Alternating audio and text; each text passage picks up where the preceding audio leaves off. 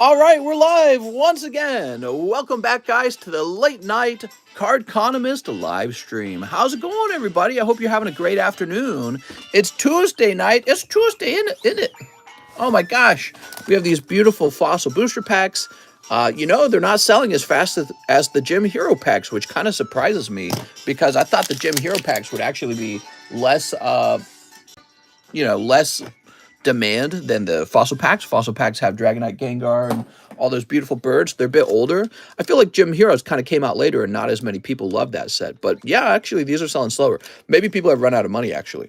We have this beautiful pristine cloud and lots of new CGC slabs. Actually, let me double check to make sure we have pinged the Discord. My brain's telling me I've not done that. Give me a minute. Oh, I have not pinged it. All right. Let's ping that Discord up. Give me a minute. All right. So we now have a new channel in Discord, and that channel shows off my expensive slabs once again, and I'm going to try harder to keep it updated. So we got Mewtwo in there, Acerola, Mewtwo, Starlight Rare, Zeus. We have a Perfect Flaffy, Alakazam, Chansey, Marshadow, and Nidoking, and I'll update that with even more stuff. Okay, and I created a new category in Discord as well for pricey slabs, just so that you can go there and check from time to time and tempt yourself with the pricey slab. There we go. I'm always surprised at how many people have used, they've used SLAB-AWAY for slabs that really aren't super expensive. You know what I mean? But, if it works for you, it works for you. I'm not going to tell you not to. He who says, Ribbon Flip, did I say that right? What's up, Tagapsi? Live again, mister. When mister goes offline and comes back for the night stream and I'm still at work. Sorry, man. All right. So, today I had a delicious dinner, and I don't even remember what I ate. I don't think I had a delicious dinner. What did I eat today? Well, it must not have been good if I can't remember it. But the best part is I was watching the last episode of the original Star Wars trilogy with my wife while we ate. And man, that was such a good movie. They did a fantastic job with both Luke Skywalker, who became really a hero, I suppose, in that story. He became an actual hero. And what really impressed me also was the acting style of the Emperor. He was a fantastic opposite of Luke Skywalker. And it really solidifies, I think, Star Wars into being like one of those top 100 movies. And yeah, so we're done now with the prequels and the sequels. So it was pretty good. I liked it a lot. Blue Boy says, "You still taking orders? Return of the Jedi is my favorite. It's pee-pee time." All right, let's take a quick look. So we've got these beautiful pristine Umbreons. I think we sold one of these, didn't we? Yeah, we sold one of them. We have something that you guys didn't see in the daytime stream. Pristine Blastoise. So we got pristine Blastoises up here. Here's a pristine Cloud. This is another one of those perfect Flaffies for 600. He's pretty pricey. We have two perfect cards, if you didn't see these last time. Perfect Blastoise and perfect Umbreon, both pretty expensive. We have this beautiful Gengar Mimikyu. So we got plenty of slabs on the table right now. Here is a Sylveon VMAX 9 for 95 bucks. Surprisingly expensive. I'm kind of shocked a little bit at how expensive that is. And so we're going to be having a busy stream because we have so many cool things up here. Here is a Dark Golduck 9 for 190 and a pristine Shining Magikarp. So yeah, I had some cards returned from CGC and now they're for sale. Yay! Some people were asking me, why would you grade with a CGC? And I told them the reason is because I can get more cards graded if I divide my cards up between grading companies. And you guys know what I've been saying on my TikTok account for the last, I want to say like a month or so. I've been saying I don't really care as much about the grading card company anymore. I care mostly about whether the card inside is correctly graded. That's what's most important to me. Okay, all right, we're ready. Still can't believe the price increased by 4 as much for the pristine and the perfect Umbreon. Holy hell. Well, that depends on if someone buys it. If no one buys it, I'll be forced to drop the price. So you think the price is high and that nobody will buy it at the price, just wait around. And then again, if you're wrong, if somebody will buy the card at that price, well, then you'll miss out on it, and then you'll wonder, oh, should I have bought it? I don't know. So it comes down to whether people really want a perfect Umbreon. and what they're willing to pay for that. So I'm going to go over the lists if you guys don't mind. We have some lists. This is the Pack Break A with Phantom Forces, Flashfire, Dragons Exalted, and Roaring Skies in it. After watching the originals again, do you still prefer the prequels? Yes, I think that the prequels are my favorite, in particular the last prequel, what is it called? I don't remember the name of the third prequel, but it was really, really good. Like just from like movie design, music, the quality of the action scenes, the emotions, it's really strong. And I feel like it's also a fantastic sad ending. And I'm a sucker for sad endings. You know, I think happy endings kind of bore me. They're really predictable. A lot of movies don't choose to have sad endings, so I'm impressed that it has a sad one. So 1, 2, 3, 4, 5, 6, 7, 8. Is that right? 1, 2, 3, 4, 5, 6, 7, 8. Yep, this is almost done. Pack Break A just needs 2 more people. How about the new Fossil Break?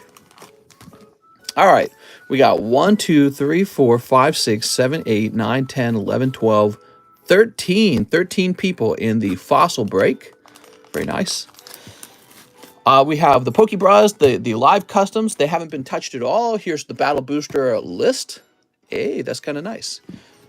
Battle Booster list. Here is the Sublist. It has 1 spot remaining.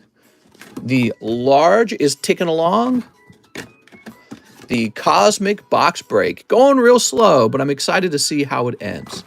The original has better acting. I don't know if I agree with that. When I was growing up, I heard that the character who played Anakin and Padme were really bad actors. And while I would agree they don't have chemistry all the time, I think that their acting is fine. Also, I think that people over-exaggerate how good the acting of the original actors were. Like, I watch Han Solo, he's pretty good. Luke's pretty good. Leia's pretty good. But all of them are just okay. They're not like blowing my mind out of the water, you know what I mean? George told them to act that way, says Justin. Jedi Old Republic is a good story. Yeah, well, the future of Star Wars is very murky. The shroud of the dark side has fallen because, man, Disney is just not doing a very good job. Actually, you know what we did after we were done watching the original trilogy? We finished it today. We started watching Rogue One, and I immediately noted a pattern. Once again, it's like, okay, female protagonist, just like Rey. And then I was like, well, maybe the movie's good. Well, as we start watching it, we get like 30 minutes in. I'm bored, dude. I was bored. Rogue One, I told myself Rogue One was really good, and I realized it really does feel like someone else's Disney knockoff. It feels like someone's cosplaying I'm sorry, not Disney knockoff, Star Wars knockoff. Feels like someone's cosplaying Star Wars, and I just found it interesting that the first movie they make is a female protagonist, but then the whole trilogy they make afterwards is a female protagonist. And it shows you that kind of lines up with what their goals were, I think, was just to make a bunch of Star Wars movie where the main character is a girl, I suppose. But, you know, I was waiting for the acting to kind of hit me to be like, okay, where's the dynamic? Where's the fun? Where's the character arc? Where's the philosophical debate? Where's the dark and the light side of the Force coming into fight with each other? It just wasn't there. It was like they were cosplaying Star Wars, how it felt. I didn't really feel sad for the characters. I didn't feel invested in them. I didn't feel like anything was lost if they were going to live or they were going to die. It didn't matter to me. I was like, all right, well, they're dressed up like it's Star Wars. But then even then, it didn't feel quite like Star Wars when I was watching it. I felt like somebody had done a very good Star Wars knockoff. It just didn't feel like the original. So anyways, yeah, that's how I felt watching Rogue One. We stopped, and but that's because I had to go live. Let's see, what do we got? We talking about the sequels? Well, no, I'm talking about Rogue One, actually. Daniel Clark. Oh, also, we watched a couple minutes of Mandalorian, which I'd never seen before.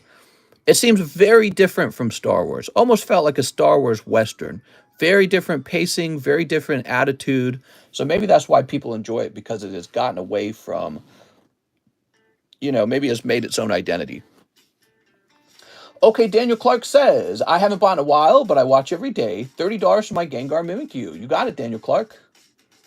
Daniel, let's see. We're going to jump over here to SLAB-AWAY.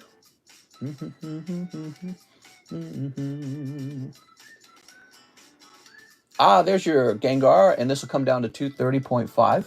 Thank you. And he says, I'll take a spot in Pack Break A. Nice, dude. Oh, mister, it's been so long. It's Chadwick Burdick. What's up, man? Has it really been that long? I don't think it's been that long. Daniel Clark. Nice of you to drop on by. If you guys could help me stop for a moment and hit that like button, okay? Let's see what's next. Zachary Soma says he'll jump into the fossil pack break. Mando's made from someone that is actually a fan of Star Wars. Right. So weirdly enough, I'm starting to question, like, the people who worked on the sequels, do they even like Star Wars? I can't figure out if they like Star Wars. Oops. I wrote your last name funny. Baby Yoda is annoying. Wow, we haven't seen Baby Yoda. Here we are.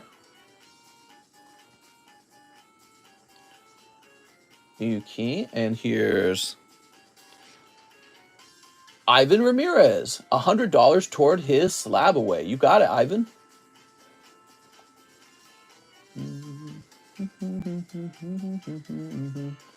So you have that wonderful Typhlosion, and he's going to come down to $475. All right, cool, man. Here's Timmy Newth, one Opus 1 and one Opus 11. Ew. Okay, we got Opus 11. This is for Timmy Newth, everybody. And Opus 1. Boy, am I a fan of Opus 1. So if you want to know, this cloud card came out of Opus 1, and he is not even a holographic card. He's a non-holo. All right, let's do it. Timmy Newth. Steve. Let me get on live chat, too. Kyle says, ban my peepee. Oh, my God. Delita. Gipple, Warrior of Light, Sephiroth, and Kane. Looking nice, man. Supreme Kakashi says, wait. What? Zach says, I'll ban you, Kyle. What? What are you talking about? What is that pack? Oh, Cloud. And he says, I don't know anything about Final Fantasy, but you make me want that Cloud card.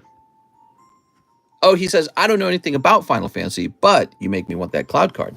He's a nice looking card. Well, he's also a character in Smash Brothers because he's so iconic. Final Fantasy started a really long time ago. It actually predates Pokemon. And did you know the people who made Pokemon, they were actually sort of, one of their big inspirations was Final Fantasy. They were trying to make a game that they thought would be more fun than Final Fantasy. Deesna says, Mister, guess what? I'm here. Oh, I got to sneeze, man. Oh, I'm in here and I already got to sneeze.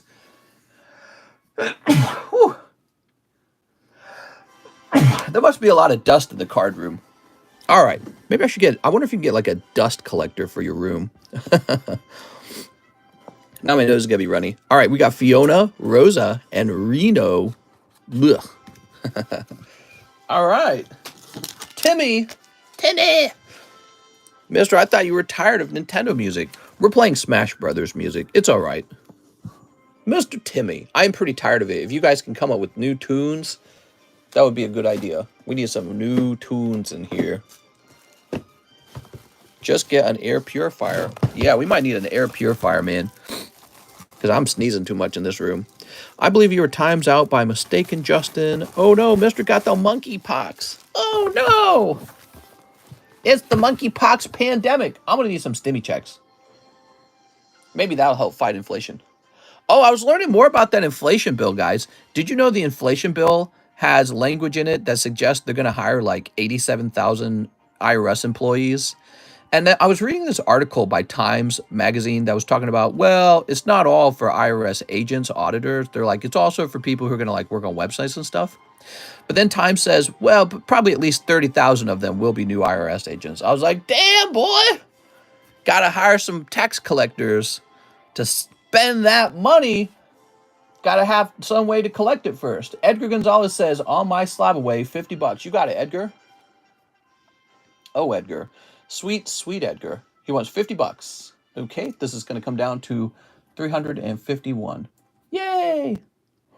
And use it. They're super understaffed and backlogged. Everyone gonna get audited. Nice, bro. I'm getting ready for work. All right. Now we've got Alex Mandrici, Pack Break A. Oh, Alex. Alex Mandrici. There we go. It's so weird that they would be so understaffed that they suddenly need to hire 87,000 new people conveniently at the same time that they're going to be spending billions of dollars more that we don't have. You know what I mean? Sounds to me like they're just looking for extra tax collectors to collect even more taxes. Hey, we missed out on some of your money. We're going to need to get that money from you. We gotta audit you. Social media posts will determine if audit is imminent. Owen can Multiverse compete with Smash, you think? Very convenient, says Alex. Like, oh no, we were just low staffed. By the way, we're going to spend billions and billions of dollars. This has nothing to do with that, though. It's like, I think it does. All right, Mister, can you please show me that Magikarp? Yes, sir. This is a beautiful, pristine, shining Magikarp from the 25th anniversary. Of course, the Japanese version looks much better than the English version, and it is $160 for this card. Not bad, actually, for a pristine card. All right, let's see. Shining Magikarp. I actually own the original Shining Magikarp from the Neo Revelation collection. So that's it. I need a number. I need to start ordering those Adventure Time Wise cards because they're getting expensive. Team Rocket Grunt says, hey, TCC, I think the IRS is weaponized. Don't you think? I think they're weaponized to take my money. Mister, you only like government spending when it benefits you. All right, so Keller Smith says 11.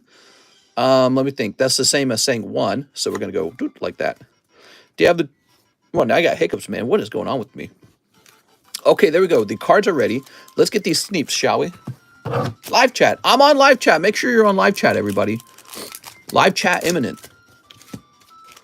All right. Yeah, we got some lovely slabs. Absolutely amazing looking. You ready? So we want Dragon's Exalted first. So Dragon's Exalted will go in the front. We'll put a Flash Fire right behind that because I think it's the second most expensive. Okay, so there's Flash Fire. And then Fan of Forces. And then finally, Roaring Skies because it's the least expensive. So really you want to be in the Dragon's Exalted break. But the truth is, it's possible for the Roaring Skies pack to be the best pack in the round. Like, what if you have a full art Secret Rare Rayquaza in this pack of Roaring Skies? Well, then you would want to be in that one. All right. Good luck, everybody. It's all gravy about the time. What? My nose is so runny now. What do we got? Joseph Vargas. He's got to pick up the first 4 cards. Okay, good luck, Joseph. Togetic. Let It Ride. Wide Lens. Okay, here goes. Dustox. Oh, wait, one more. Okay, this is the rare for Roaring Skies. Oh, cool. It's an Altaria rare. That's the ancient trait. And the next guy gets the next round. Okay, Joseph. Let me find your bag, Joseph. Joseph Vargas.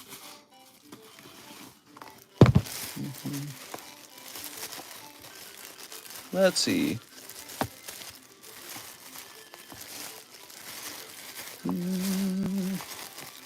Where are we hiding your bag, Mr. Joseph? Maybe up top. Move the slide over a little bit.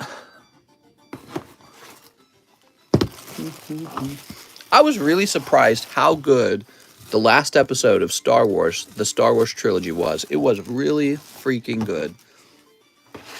Such a well-made movie. Alex Mandrici. It has like staying power, like your mind keeps thinking about it later. Oh, very nice, man. You got the holographic Dragonite from Roaring Skies. Excellent. Mr. will be a surge in Magic now that Post Malone has been posting all about it. Here's Dunsparce, here's Nincada, and here's Togepi. All right, you'd love Kenobi, mister. I don't know if I would.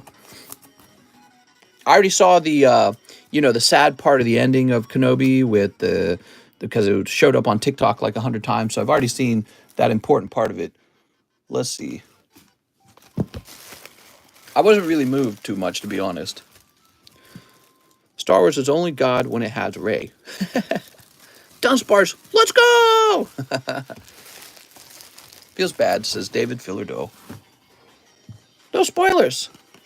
Here's Chase Seeger. Mr. Chase is just going to get, I think, 4 non-hollows. We got Shuppet, Gligar, Boldor, and Versus Seeker. All right, sorry, Chase. No luck there. Does Chase have his own bag? I believe he does. His own box. Here we are. You got any hidden files like Trump? I need to hide my Pokies from the FBI. All right. Now here's Pirates Enjoyer. Ooh, Pirates Enjoyer. There isn't enough Shuckle cards. That we can agree on. So I think this might be the holo, or the rare, I should say. Let's see what we got. Is this the rare? It is the rare. It's just a non-holo Exploud. Okay. Double colorless energy. Oh, that's too bad, man. So it looks like this round is going to be pretty cold. That's Bunnelby. So Pirates Enjoyer. No luck there.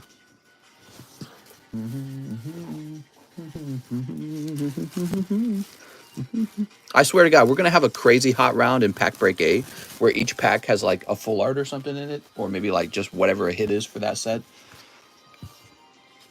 Okay, we got Magnus Marshall. So Magnus is going to have the next 4, and they're going to be non-holo. We got Krabby, Goomy, POKEBRUHS, and Chansey. All right, lovely. That's for Magnus Marshall. Mister, where are the poker cards? Poker cards are no longer on the menu. Sorry. Poker cards will now start to show up in the POKEBRUHS, and their prices will no longer be based on just $10 being random.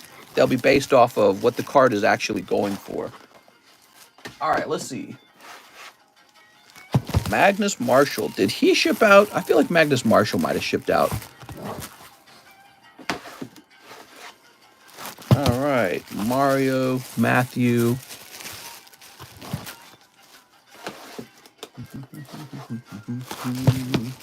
Marcel, Max, Guzman, Matthew. Okay, so I think that he needs a new bag is what's going on. Man, those poker cards were popular. They were popular because you could pull a really valuable poker card for very little money, actually. A poker card worth like $100. And even when you didn't pull like a popular poker card, they were usually, you know, most poker cards are no cheaper than $10. So even the unpopular cards were like $10 anyways. So you would take a relatively low risk for a high value card. Here we are. Magnus Marshall. All right.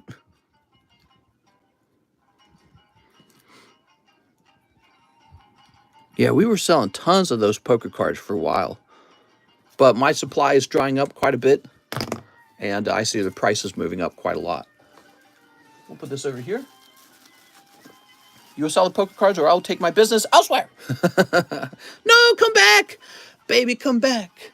Da, da, da, da, da, da. All right, Daniel Clark, are you ready? So Daniel Clark pulls, I don't know what the next 4 cards are. Metapod Uncommon. Okay. This appears to be Flashfire. Appears. Torkoal. Okay. What's this?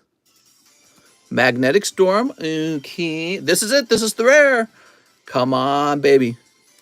Come on, daddy. Ah, it's Butterfree non-holo. Okay. I'm sorry, Daniel Clark. Nothing wild in that round. Daniel Clark with the DA. Find him. I like how always the reverse holo gives you a shot at something. You know what I mean? But it's got to be a good reverse holo. It can't just be like reverse holo Rattata or whatever dumb Pokemon. Like the one guy pulled reverse holo Dragonite. That was actually pretty cool. Boo! David Fillardo. Daniel Clark. 3 stinky packs in a row. Yeah, I agree. Those are pretty stinky. What's up, Charles? All right, Daniel. Here's Zachary Soma. All right, Zachary was jumping in just now. You get the reverse holo, Zachary. Flabébé. Okay, Flabébé it is. Here's Caterpie. Geodude. And Ponyta. Okay, very interesting. Zachary Soma. Let's find his bag. Oh, Zachary.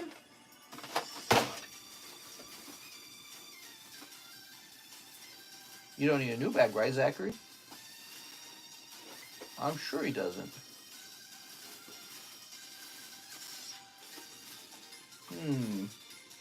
Let me create a new bag for you, huh? You want to ride on my boat? You should come over. I'll take you out for a ride on my boat. God knows I haven't used it since I last took John out on it. And all I've done is work, really. Busy working. That's me. I did the Fossil First Edition. Oh, cool, man. All right. You say you got a spot in the Fossil as well? Or are you saying you already have a bag? Did you throw them overboard? No. No, I did not. But I have really not played, because I just don't play that much.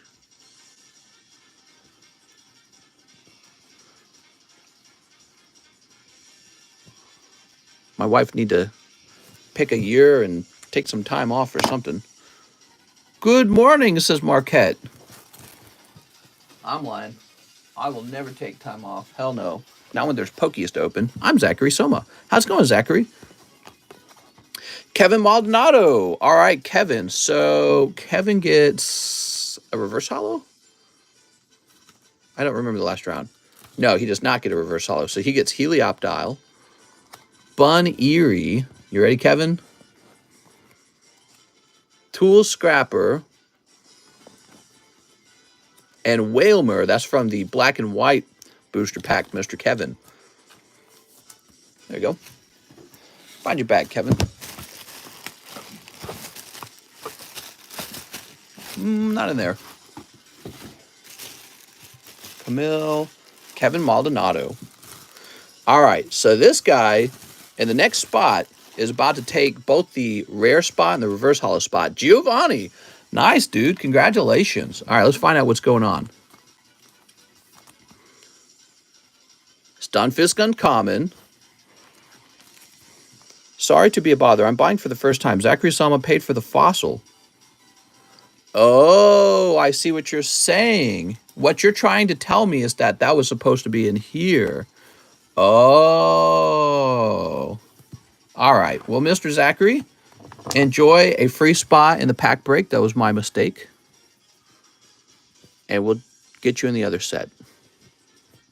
I think I was messing up your last name so much that I... Oops. All right. So we got it all fixed, Mr. Zachary. Sorry about that. And you got some free cards out of that deal. How about that? All right. You ready? Drift Limb Rare. A full cold round, everybody. I mean, it's going to happen. It's going to happen a couple times. Can't be a hot round every time. Let's see what the reverse hollow is, though. Maybe the reverse hollow is good. It could be good. Okay, Beautiful Eye reverse hollow. It's okay. At least it's not a trainer. And then, Giovanni, you pull. Maybe the next pack break will be hot. There's Bidoof. Oof. Giovanni Mendoza. Giovanni with the G, huh? Let's see. Where would he be? He'd probably be over here. Next pack break will be extra hot. There we go. I feel like adding up one more booster pack into it. No, that'd be silly. And if, oh, there's two people left. All right, we got Jonathan Morris. We got Minchino. Dino. Now remember, these are... What is going on here? Fungus. Oh. Hold on. Sunfan didn't get a spot because this guy was never supposed to be in here. There's 11 spots. Oh, no. Well, I tell you what, Sunfan, you'll be the first guy in the next pack break. How about that? That's a lucky break if you think about it. And when we have mistakes like that, we call it part of the RNG. So I made a mistake. It messed up the RNG. And we're just going to take it as it is, okay? All right, so Jonathan Morris. Oops. That is how we deal with those situations. Jonathan, let me give you your cards here. And Sunfan is very lucky because he's going to be thrown into the next round. Definitely fair play, mister. Easy fix. Yes, well, that's how we do the live customs as well. If there's a mistake in the live customs and it's just a mistake I made. We call that mistake part of the RNG. So part of the RNG is that I make mistakes. Beware. All right, here goes. Let's see. It's a pretty cold round overall. Nobody really missed some huge pull or anything. I don't think anyone's going to cry about it. Every now and then you get somebody who's very upset that that kind of mistake was made. Here we are. And what is this? Oh, snap. Let me move this over here. Okay, so this is the next round, everybody. Maybe this will be the hot round. Ooh. Lovely. I'm super upset, says Mr. Jorge Trejo. Oh, Mr. Jorge Trejo. I'm sorry. Boy, I was terrible. I lost $38 on that round. Steve Scottabooey, Slab-AWAY the CGC 10, Umbreon. Okay, you got it, man. Steve Scottabooey. Scottabing, Scottaboom.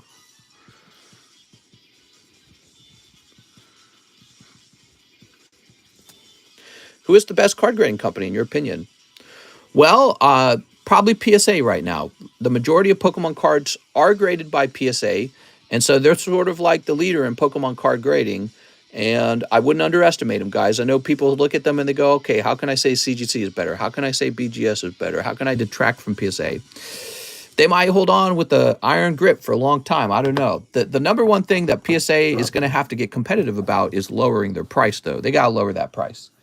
I think they will. So be patient, everyone. Be patient. I think they will lower that price. Otherwise, CGC is going to take too much market share from them. All right. So Steve Scottabooey, you're going to be right here.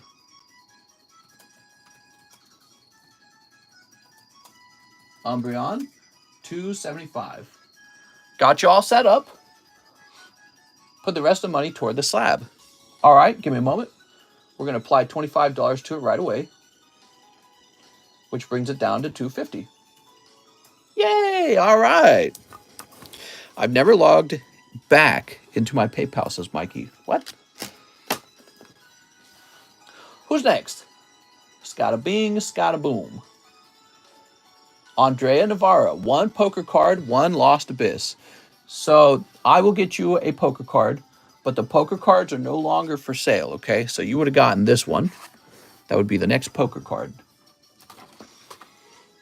And it's a yellow deck. Nice, man. So yellow deck's looking a little more faded here, but it is a lot more rare than the average card. 1 Lost Abyss. Here you go, Andrea.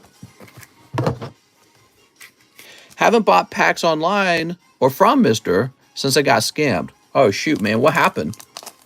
Sneep. Sorry to hear that, man. That's really sad. You show off the slabs in the beginning, Mister?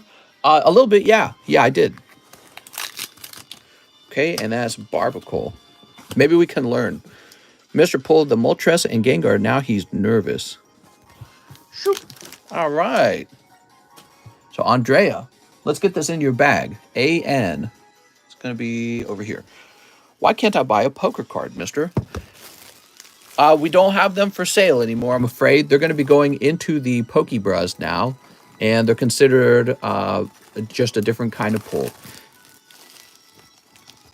How I unsubscribed, but I couldn't chat for a few days. It said, what good, brother? Glad to be part of the chat. What's up, Lincoln? Glad you're here. Mister, I sent for 10 poker cards, says Sergio. I will just service those, but after that, no more, guys. Sansan A says 1 spot in the battle booster. Here we are. Sansan A. I sold stuff to some guy, and he requested his money back after receiving the stuff I sent him. Oof, dude. So so you disputed it, and you lost the dispute? Sent my PayPal negative for like 6 months. Oh, no. You'd already spent the money too, huh? Man. That's awful, man. That's really awful.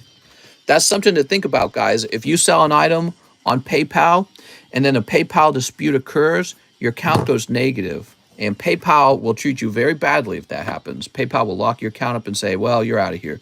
Funko says, okay, I'm down for that because you put 4 of them in there. What did you dispute it as? Never received. Crazy, man. That's crazy to hear, but I'm so sorry. So 1 spot in the battle booster and 3 fusions. You got it. 3 of them. Haha, 1, 2, 3. Boop. My account stayed negative because they didn't refund me the full amount, so I just logged out and said, see ya. Mikey, that's awful, man. That's awful. I've lost money as well doing this kind of work. Here we are. San A. All right, Zeraora, Lucario. All right. How much you get scammed for? Steelix and Dancer. And Shinx. Thank you, Mr. San. I appreciate the order. Mister, I just opened a Pogo ETB and pulled Altar Mew. Nice, dude. So I will watch you guys open packs forever. Oof. All right, San A. Let's see. Your bag would be over here.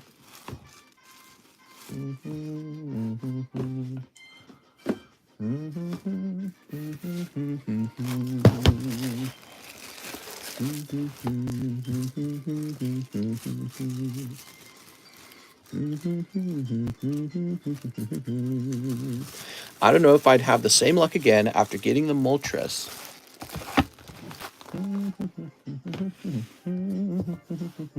I mean, if you believe that you couldn't have that luck, then why would you have tried for the Moltres in the first place, if you think about it? Because the odds haven't changed, you know what I mean? Brian Foucault used $25 credit for 5 classic Digimons. All right, I'm liking that. Can someone buy some Dragon Ball Z packs so I can watch him open those, possibly some old Yu-Gi-Oh packs? All right, Bryant.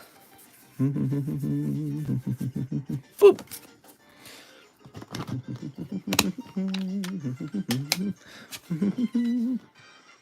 5 classic Diggies. I believe those are back here.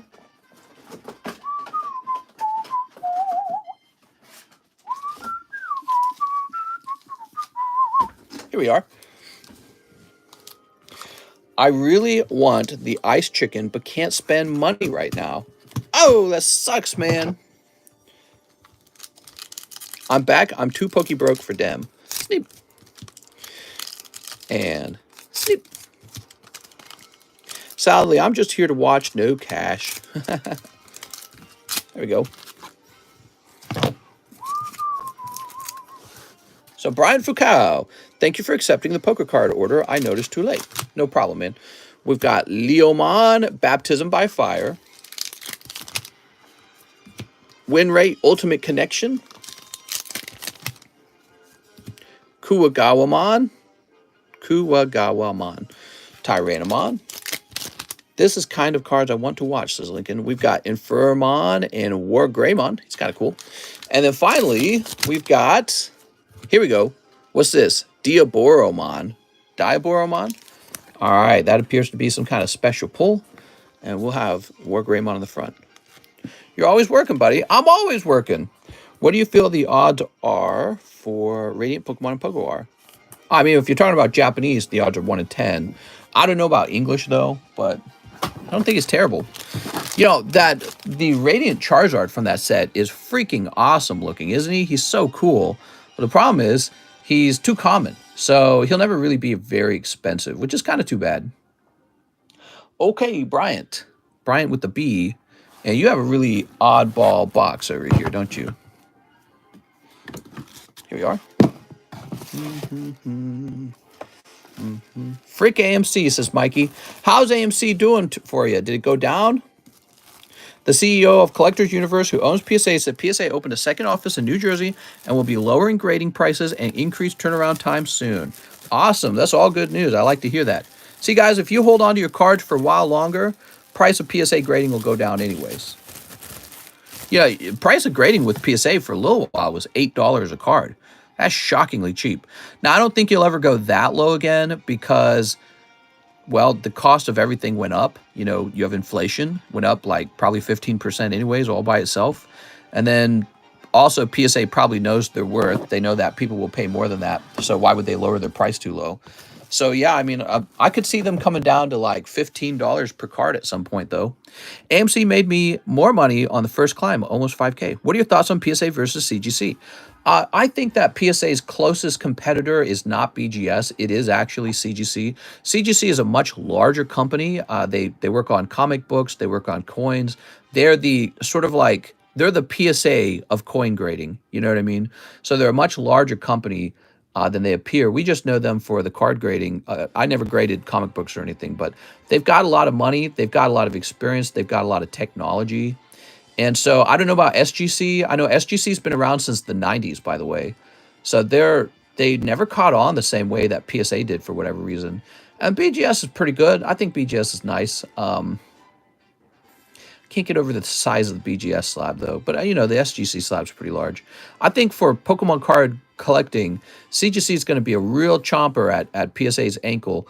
And if they're not careful, CGC could grab quite a bit of market share from them. And so, yeah, they got to be careful. PSA's got to be smart about it. We'll see what happens. I'm not rooting for either company. It makes no difference to me. Okay, now we have Devin Kawamura. 10 Japanese celebrations only. Keep reverse hollows if any. I have a bag. All right, sounds good. 10 Japanese celebrations only. Keep reverse hollows if any. You got it, man. You got it. So that means you would get 2 of these. Boop. And we need a new box of these. Mr. Show the Slabs. CGC is for the people for now. TCCG needs to compete. CardConomist grading is always going to be around because we always have a lot of cards over here. And I hope that you guys will consider using TCCG grading just so that John has a job. If the grading demand fell down low enough, at some point it would become a problem. But right now I don't really see that being an issue. I think we'll be fine for now. 1, 2, 3, 4, 5, 6, 7, 8. All right, so this is a total of 10 packs right here.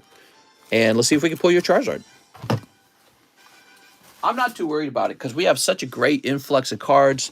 And I think people will choose to grade with us just because it's like a form of merchandise, right? You ever buy merchandise from your favorite YouTuber? Well, my merchandise is that you can have me personally grade your card. And I think that's always going to be a cool thing. That's always going to be around. Mister, what's up, Gil? I was only gone for a minute, Gil. New Mickey D's Nuts Happy Meal cards. What? Long shot, but someone please buy my one of cheap packs of Pokemon. What? Here we go. Steep. Mr. might need to start doing $10 grading sales to build up a backlog. We've got a backlog. Yeah, there's a large backlog already. Here we are. Here we are. All right, let's see what we got. So he says, keep reverse hollows if any. So we got a Pikachu. Pika! He's cute. Oh, that reminds me. I actually have a Pikachu, don't I? Where would it have gone? Give me a minute. Uno momento, por favor.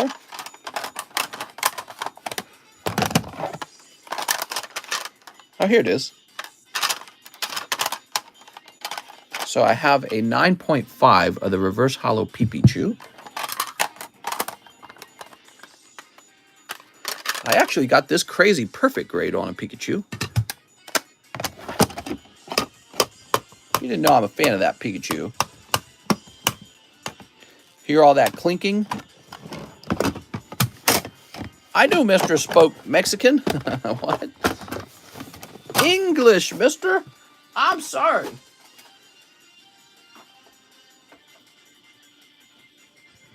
All right, so we've got the reverse hollow of this Pikachu as a pristine, a perfect 10, and a gem mint 9.5. Pretty neat. Those Japanese cards, man. Japanese cards are clean. Oh, shit. Why are you in a wheelchair? Okay, cold. Any gym challenge slabs in Japanese? I do have some gym challenge slabs, but they're not for sale. They're mine. Okay, we've got Pikachu. Pika! Pikachu! Press 9 for TCC to speak in Spanish. Imagine if I could. No, I'm no good at secondary languages. I'm sorry. Here's Pikachu. I only know my first language, which is English. Here is no reverse hollow still, but you got Pikachu with the balloons. Do you have a golden Mew from Celebrations? I do, actually. I'd like to show it off for you in a moment here. Oh, nice. You got a reverse hollow Groudon. Your Pikachu sounds constipated, and I love it. That's the Pikachu orgasm sound effect. That's how he sounds in bed when he's finishing. Pikachu! All right, there we go. Pikachu's been around the missus, and they're having a romp in the bed.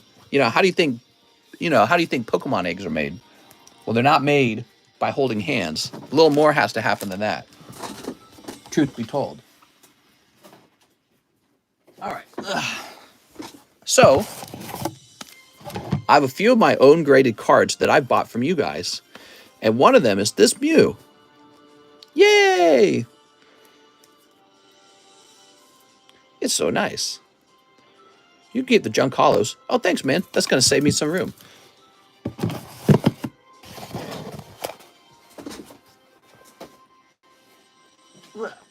I can barely put that away. I can't believe I reached that. Now, the best part. Are you ready?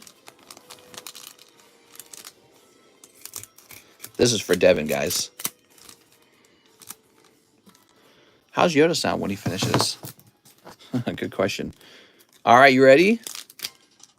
Oh, we got Mewtwo EX. Lovely. And... oh, you got a lovely Venusaur. Excellent. Venusaur and Mewtwo. Okay, we'll steal these away. And we'll make the music play some more. Boop. And now we are looking for your bag. Rocket admin coming. All right, lovely. You had a pretty good round, I'd say.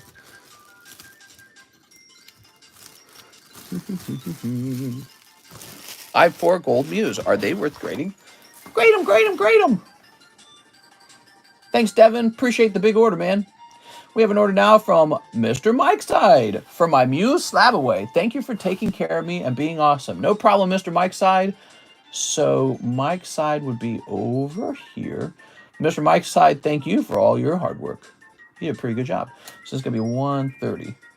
There we go. So Mew is closer to being done. Now we have an order for Nick Dennison. By the way, guys, the line is very short if you're wanting to open some cards.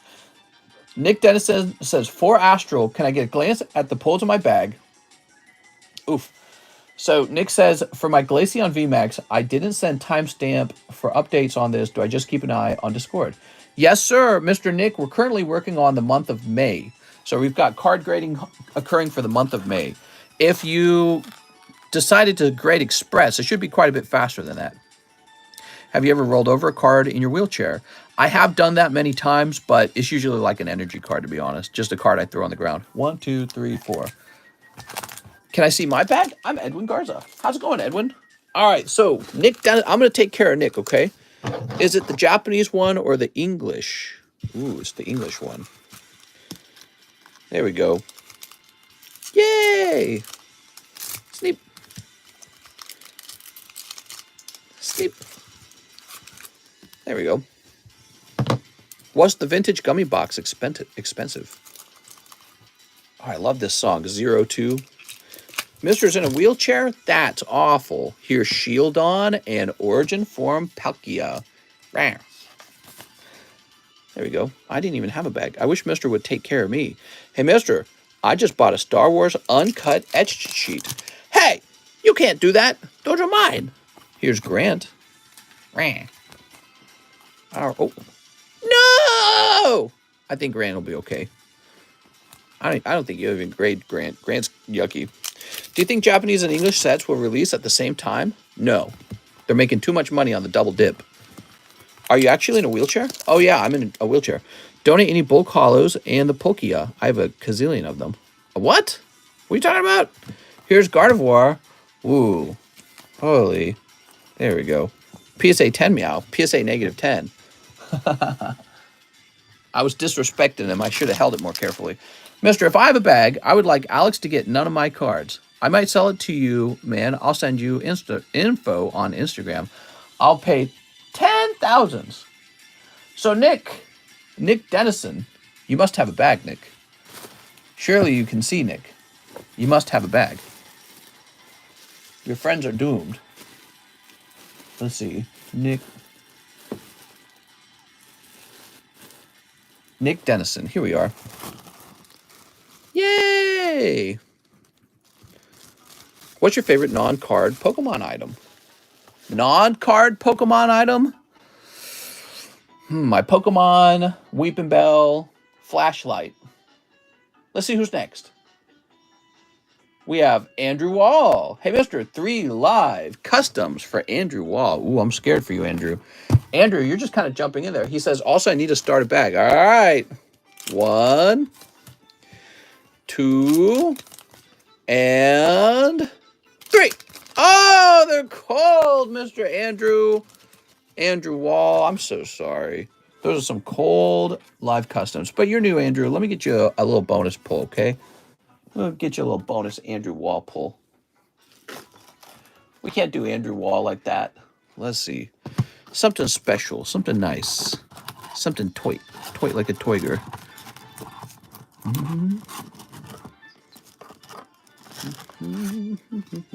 How about a full art Raichu? Beautiful. All right, there you go. Wow, this song is so good. Can you open some, like, Star Wars? We do have Star Wars on the menu. Reeves is a saint. Mister, save the shiny Magikarp for me, and I'll buy it next Thursday. Can't save it, I'm afraid. Has to sell as fast as it can sell. All right, Andrew Wall.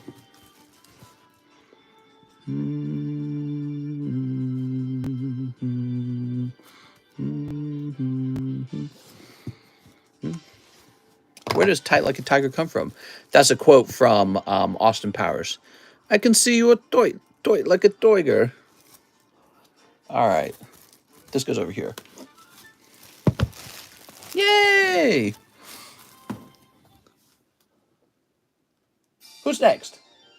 We have an order for Mr. Andrew Wall. Forgot to say my YouTube name is BumpyGP. Yay! Now we have an order from Cesar Rodriguez. 15 to the SLAB-AWAY. $15 to your SLAB-AWAY. Okay, we can do that. Let's see. Cesar Rodriguez. Let's hunt you down. I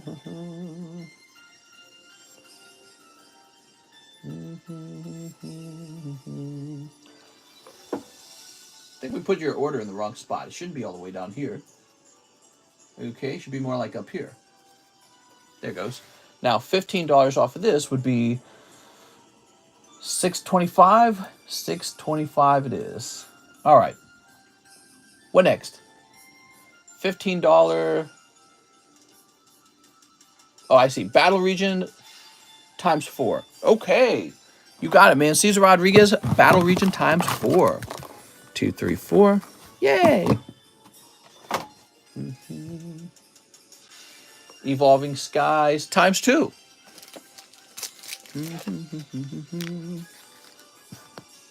King's Court times 2. Get my King's Court out. King's Court, huh?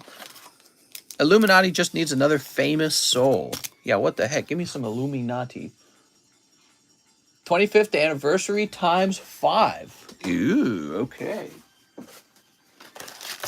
What's behind the Magikarp? 2, 3, 4.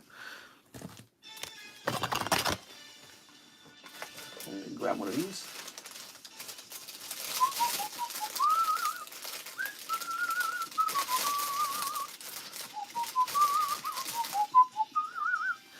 Yay! All right, look at all that.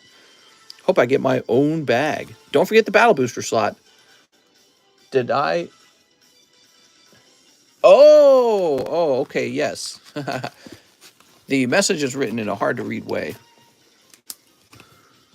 My brain did not register. Rodriguez. There we go. Yay! 1, 2, 3, 4 spots left in the battle boosters. Okay, so now you said Hollow Live times 2.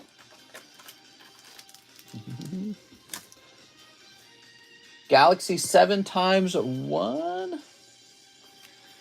Now, you quote the Galaxy 7 as being $12. I'm pretty sure the Galaxy 7 is really expensive. Galaxy 7, isn't that like 30 bucks? Let me check. Galaxy 7 is 30 bucks. So I don't know if you mistypoed that or if you didn't fully pay for it. But then he also says, bulk grade 15, one from this order, donate the hollows. This is for the viewers. Let me get a free one. A free one. Energies on that Pikachu pack.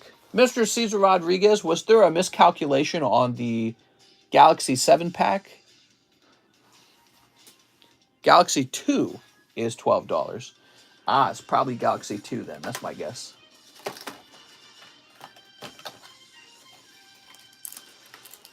It's 2. There we are. Ha-ha! All right, you ready? Let's see if you get lucky in here. Okay. Sneep. And sneep. Okay. Now we're going to have a sneep. After that, we'll just quote one sneep. Oh, no. And then I'll have a sneep plain and simple. And then we'll have a finale. And I was thinking the finale could be like this. Sneep! Yay! Do, do, do, do, do, do. Oh, I really like this Kirby music. You ready? Would Chat be fine if Illuminati take her? Yes. Take who? She's already in the Illuminati. Oh, look at this Starmie. Blip, blip, blip. Take Nicki Minaj. Oh, my God. Wow, mostly hollows there. Mister, have you ever accidentally cut the cards when sleeping? Never. Here's Tropius. Oh, God, these are all sticking. And Vigoroth, go lurk. Take Cardi B, too. She trashed the she's. How many mail-in orders have you had so far? I think about 4. Is it 4? I think it's about 4. Actually, technically, it's been about 5. Because we got one that we finished a while back. It was Nogla's order. All right, what do we got here? A lot of people still don't know how to do the mail-in grading, and we don't really highly advertise it at all.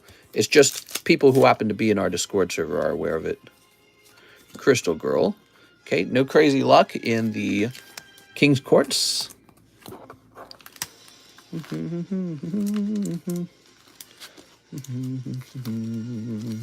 Okay, now the Hololive girls will definitely get you something. Let's see what we got. Girl number 1 and girl number 2. Mistress Pokemon sound is sleep. Got a cold one and a cold one. Oh, but the secret tummy card comes out. Yay, tummies for the win. There we go. Whenever I see a tummy like this, I always feel like a zombie and like I could eat the intestine out of it. Like I could just, like a tiger in the wild or a lion. You ever see a lion just eating the intestine out of like a gazelle or something like that? I always feel like that. Are you ready? Here goes. I couldn't tell you why. It's just like a deep biological feeling. Just eat your intestines. The moment I see that tummy come out.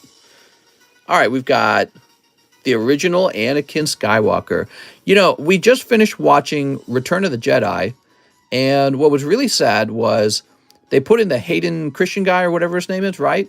But that kind of ruins this guy's moment in that scene. This actor had that special moment, and they took it away from him. I feel sorry for him. Darth Vader. Pig Knight, maybe? Okay.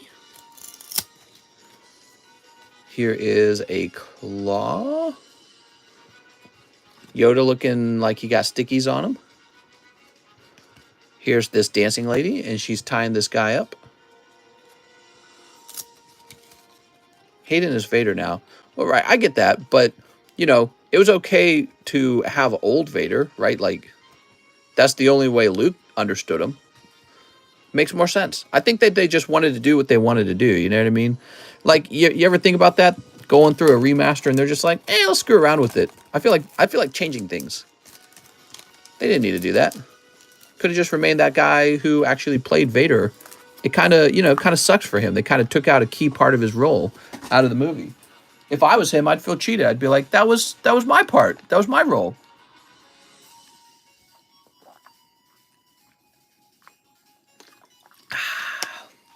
Delicious. Did James Earl Jones do Vader's voice in Kenobi? I heard he did, yes. Okay, are you ready? Here goes. Cesar Rodriguez. Oh, you got this reverse hollow ho-oh. Nice, dude. Nice.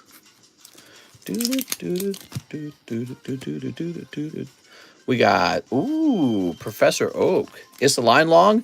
Just the opposite. The line's very short. It's a Tuesday night, and Tuesdays are one of the lowest volume days of the week. So you don't have to have much of a wait line at all if you order today.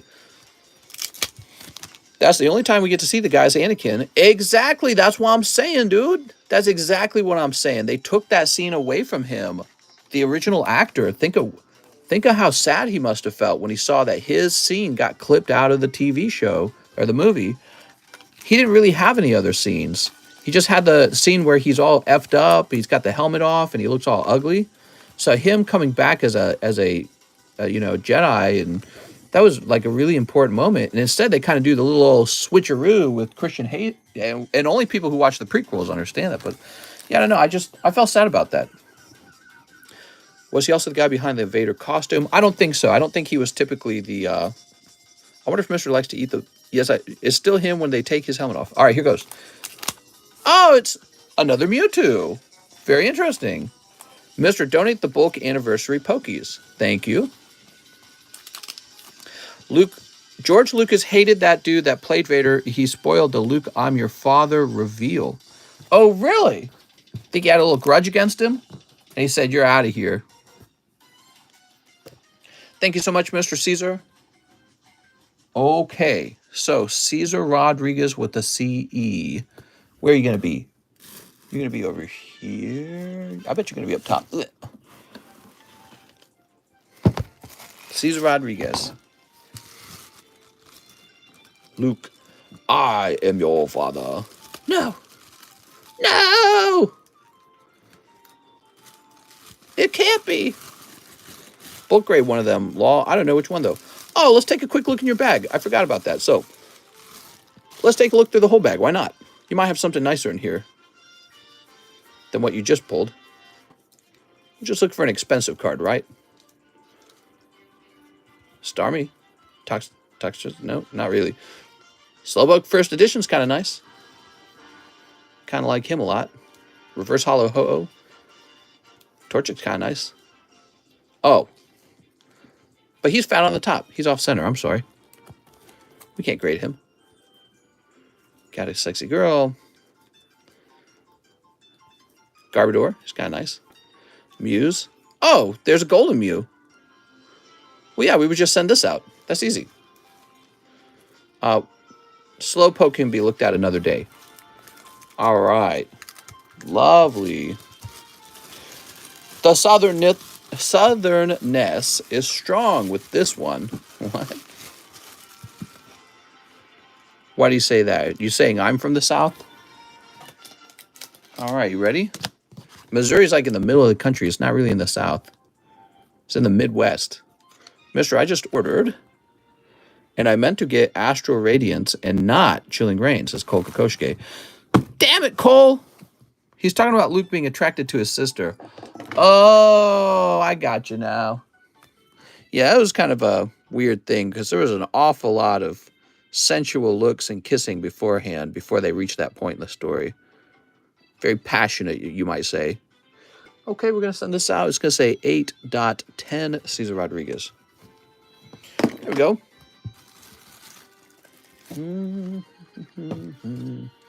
Yay! Okay, Mr. Cesar Rodriguez, and you will go right back up here.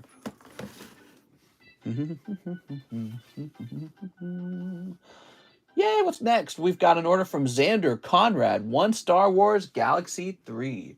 Ooh, I love these Galaxy 3 cards. The reason I like these so much is because they actually have a bonus pull in each box. Why is it called the Midwest when it's really just the middle? Good question.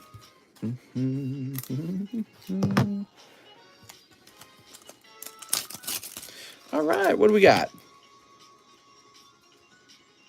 Those look like bad guys. This looks like a guy in a blue dinosaur guy. Here's a LucasArts card. Ah, your first day production card, which means you did not pull anything in here. Okay. Should I grade the would-be Anakin? Because there's a Middle East and they want to be, and they wanted to be the Middle East, is what Danny Adam says. That's true. We were fighting for Middle East as a term, and they didn't allow it. Luke and Leia kiss because George Lucas didn't originally plan for them to be siblings. He decided that after the kiss. Why isn't it the Mid-East, since we read things in American from left to right? All right. So, Xander Conrad. Get your bag.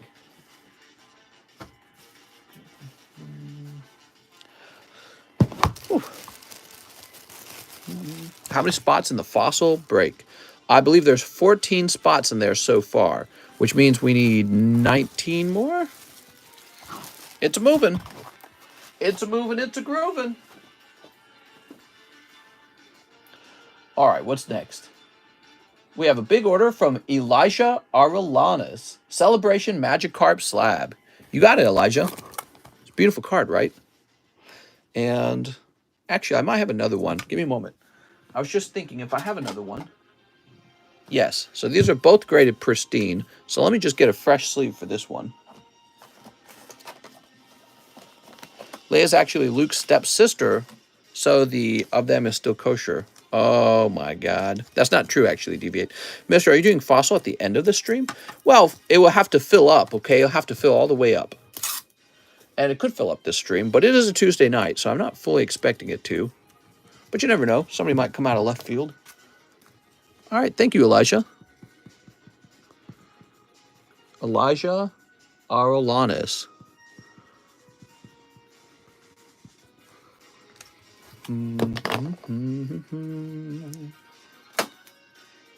And that reminds me, we need to price these up.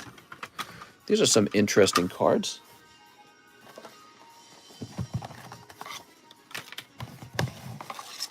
Okay. So this is pristine reverse hollow Pikachu. See that? Here is a pristine Pikachu.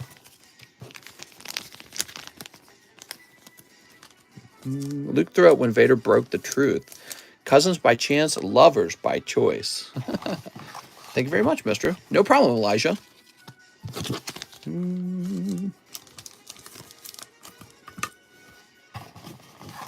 The 9.5 will be much cheaper than the pristine 10.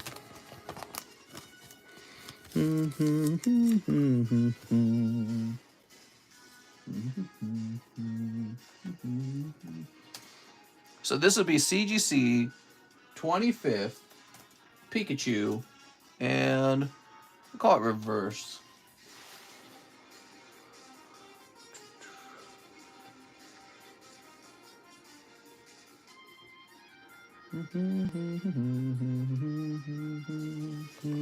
So what we know is that the perfect goes for a pretty easy price. Perfect's gonna be $250. I gotta go to sleep tonight, mister. Hope you have a great stream. Thanks, man. Luke vomited, but he got a shame boner as well when he found out the truth. Shame boner. Mister, what's the benefit for paying for subgrades? There is no benefit. I think they're stupid, and you shouldn't buy them. Waste of money. So you can see I don't buy them. Now, of course, they give you all the subgrades if you get a perfect. So I get them for free, just for having a nice card.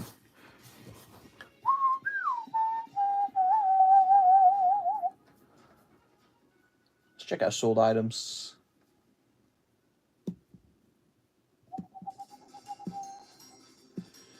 Well,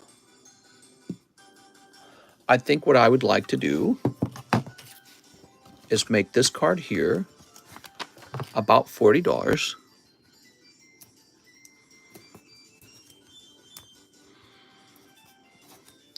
Okay, so the 9.5 Pikachu would just be 40.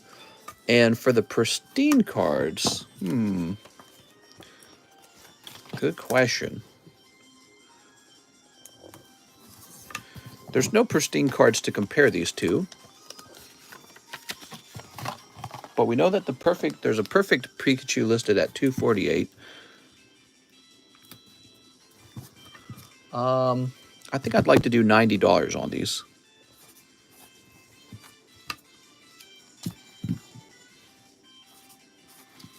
Okay, so these are made up prices.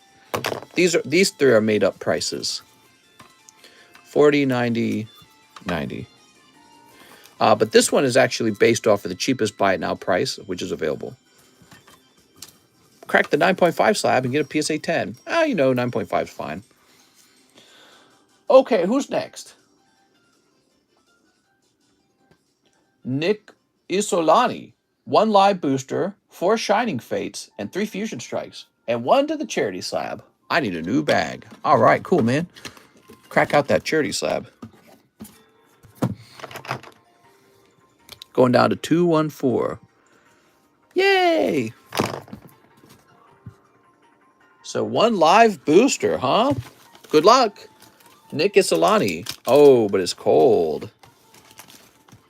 Them subgrades pump that price up. I'm going to get the monkeypox vaccine and be the test monkeypox. Wait, what's the difference between the 248 and the 90? A lot of people can't read this because it's too far away. But one is pristine and the other one is a perfect 10. See how the subgrades are 10? So that means this one is perfect and this one is not. So, and there's a big price premium that people seem to want to pay on the perfect 10s. I got like cat hair. Okay, so Shining Fate, right? Let me go grab a Shining Fate to ETB. I'll be right back. Because we are low.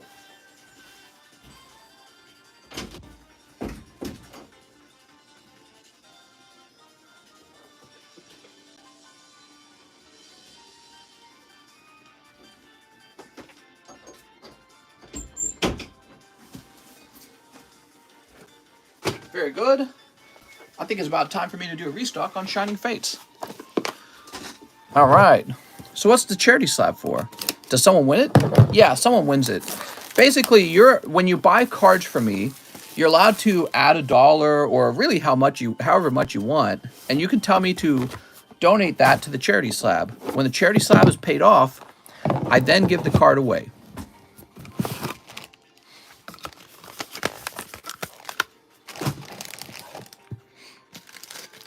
I paid for shipping. Why hasn't Lizette arrived? Oh, let me go get it. Quick!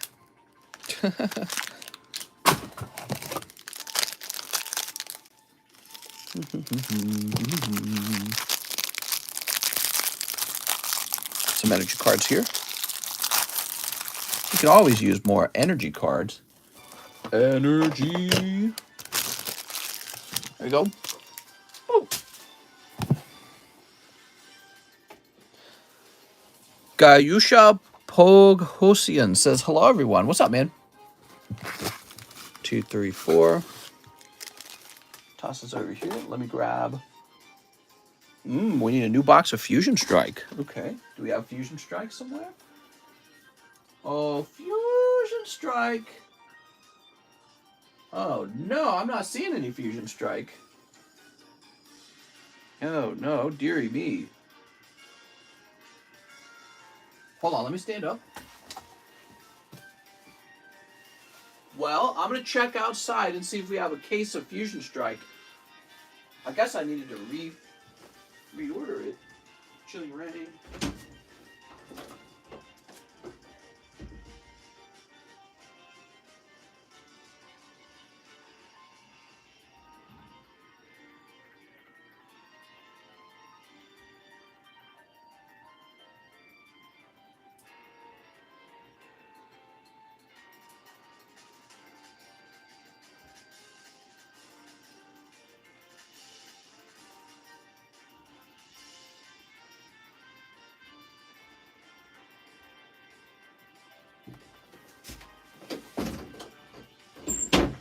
right, we're fine. I had a whole extra case of it. So let me get these bad boys open.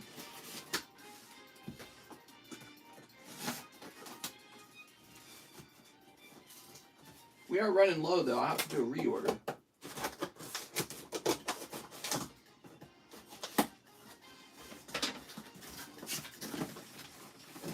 I'll just bring one box over. We don't need a lot. All right, I'm back. Those Pikachu's giving that death stare. Pika!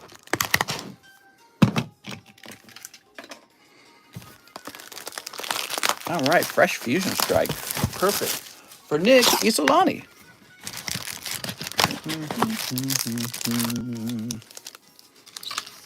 Case fresh Fusion Strike. They're so good, so tasty, so yummy in my tummy. One on the left is darker. Sleep. Sleep. Sleep.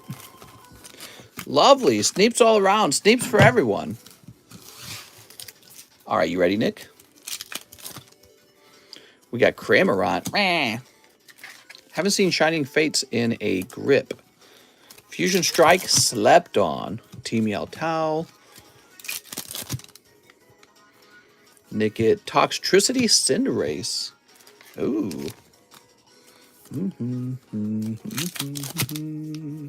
Luxio, Luxray. Yo Mama Slept On. Here's Plusle.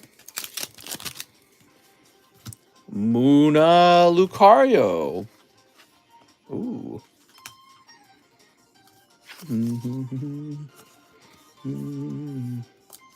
Boop. And what's this training court? So nice. Beautiful, man. Never bought any cards from you, mister. Don't have PayPal or know anything about Discord, but now I'm really interested. I'll have to think about it. What's up, Jeremy?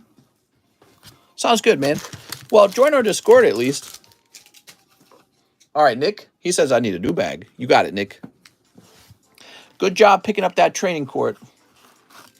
Mistress, me, I took a break from internets for a little bit, but I'm back. Do you have any Game Boy games? Oh, yeah, let me get the Game Boy games out. It's T-Ham. What's up, T-Ham? It has been a while, hasn't it? All right. Huggy Wuggy. Here's Nick Isolani.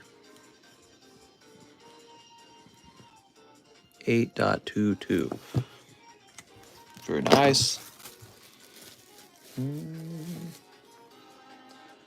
Who's next? We've got an order from Kolkakoshke. I'll take one live custom. Let's start there. Bloody Mary. Kolkakoshke. Ah, it's cold. I'm sorry. 5 Chilling Rain. Ah, is it time to crack out the fresh box of Chilling Rain? It is. Okay, so I brought a case into the room just for this moment. Let me move some things around here. This needs to go over here. And this goes right here.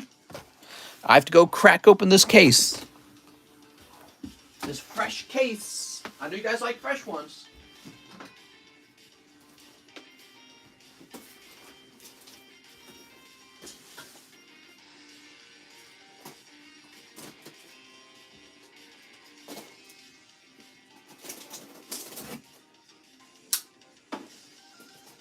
All right.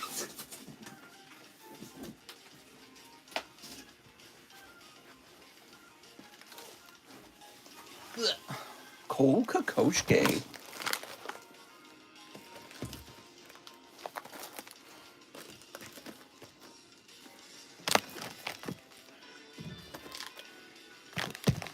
Don't open yet, says Alexis.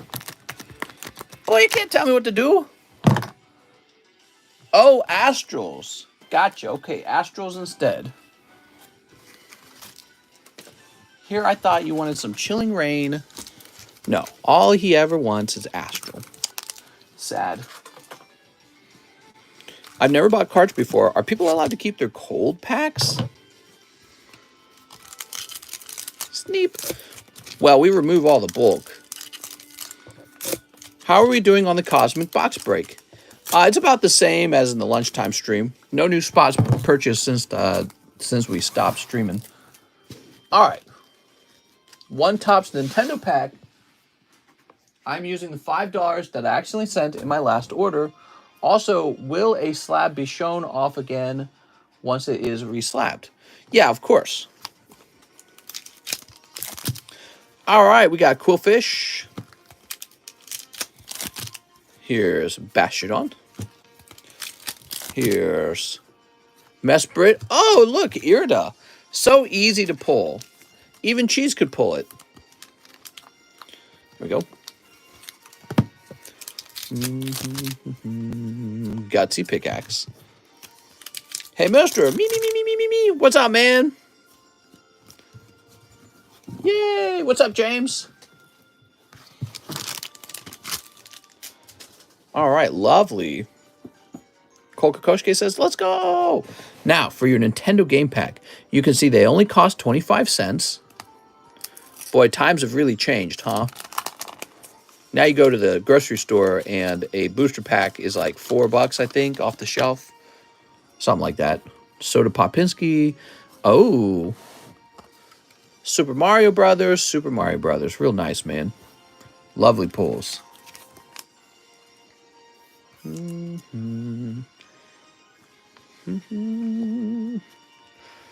It's me, Mario Wahoo.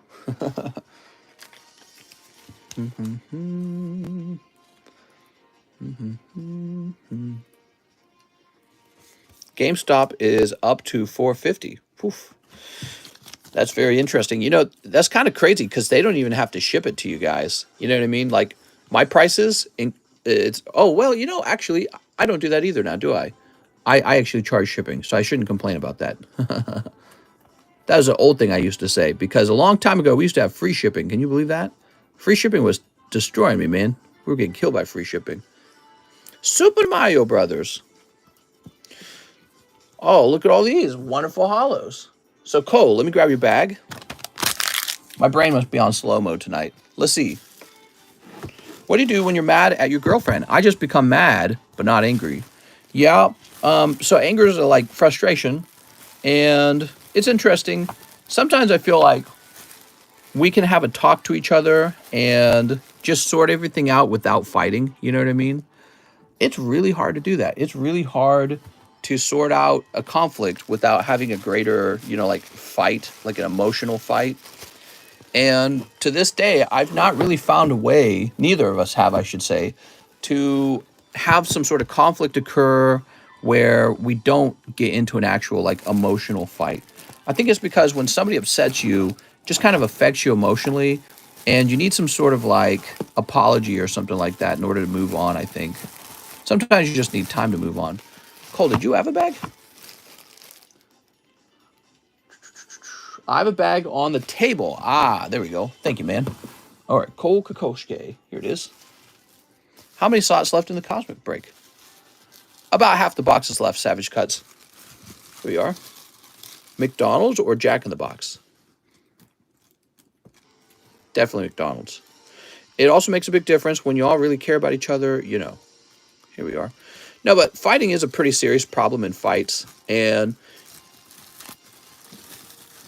I find that typically if you do a lot of reading about, you know, relationship problems and stuff like that, it helps you make sense of a lot of things beforehand, and that really goes a long way. Like, don't rely on yourself just figuring out how to be mature and settle your relationship in the right way. Don't rely on that because it's not going to help you, in my opinion. Do some other cards. We'll get some CGC cards out of here.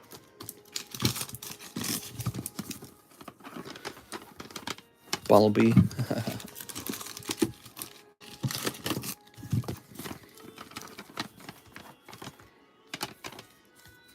I prefer audiobooks, but yeah, for sure. But yeah, fighting is tough, man. When you get to my Pokemon Go order, if I pull a Hollow Metal, Fire, or Water Energy, can I keep them? I really ought to just say no, you know. Let's see, because each time somebody's just going to request that, and it's going to become annoying for me. I like to throw them away. Andrew Wall says, One Evolving Skies. Here you go. Give us a Trump update. Everyone was upset about Mar-a-Lago on the Republican Party, I assume. I wonder what they were looking for. Here's Mareep. Yay! Mr. Andrew? Nothing crazy came out of there, Mr. Andrew. All right. Andrew Wall. Did you see Biden shake Schumer's hand and forget he shook the hand 5 seconds later? That is trending all over the internet, and I got that on my TikTok like 5 times now. Yeah, he shakes Schumer's hand, and then he turns to shake Schumer's hand, but he had already shaken it, which shows you he's definitely kind of checked out a little bit. They said he had classified documents that were not properly secured. So we're going to need to break into your house and take everything from you. Let's see what's next.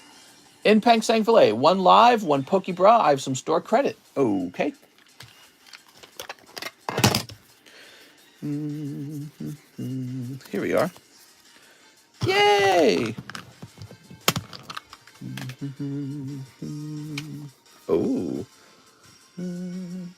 So 1 live, 1 POKEBRUH. Good luck. Biden, no. Oh, you're pulling the lovely Psyduck Slowpoke Hyper Rare. Awesome, man. All right, and now it's a felony so that they can go get it. They didn't break in either. They had a warrant. Didn't Biden already mess up doing handshaking? He's an agent of chaos. All right. Oh, hollow. In Peng Sang Filet. I liked your POKEBRUH a little bit better. Let's see. Eero, Isai, Bershad, In Peng Sang Filet. Biden needs to go to handshake etiquette school. Whoa. You can tell he's opened a couple of the POKEBRUHs. Look at these. These all seem like POKEBRUH pulls. Damn, dude. Maybe not the Aerodactyl, but this Aerodactyl, definitely. Now you're adding Slowpoke Psyduck to your bag. That's wild. Pretty good. Okay, put that back. Pretty good.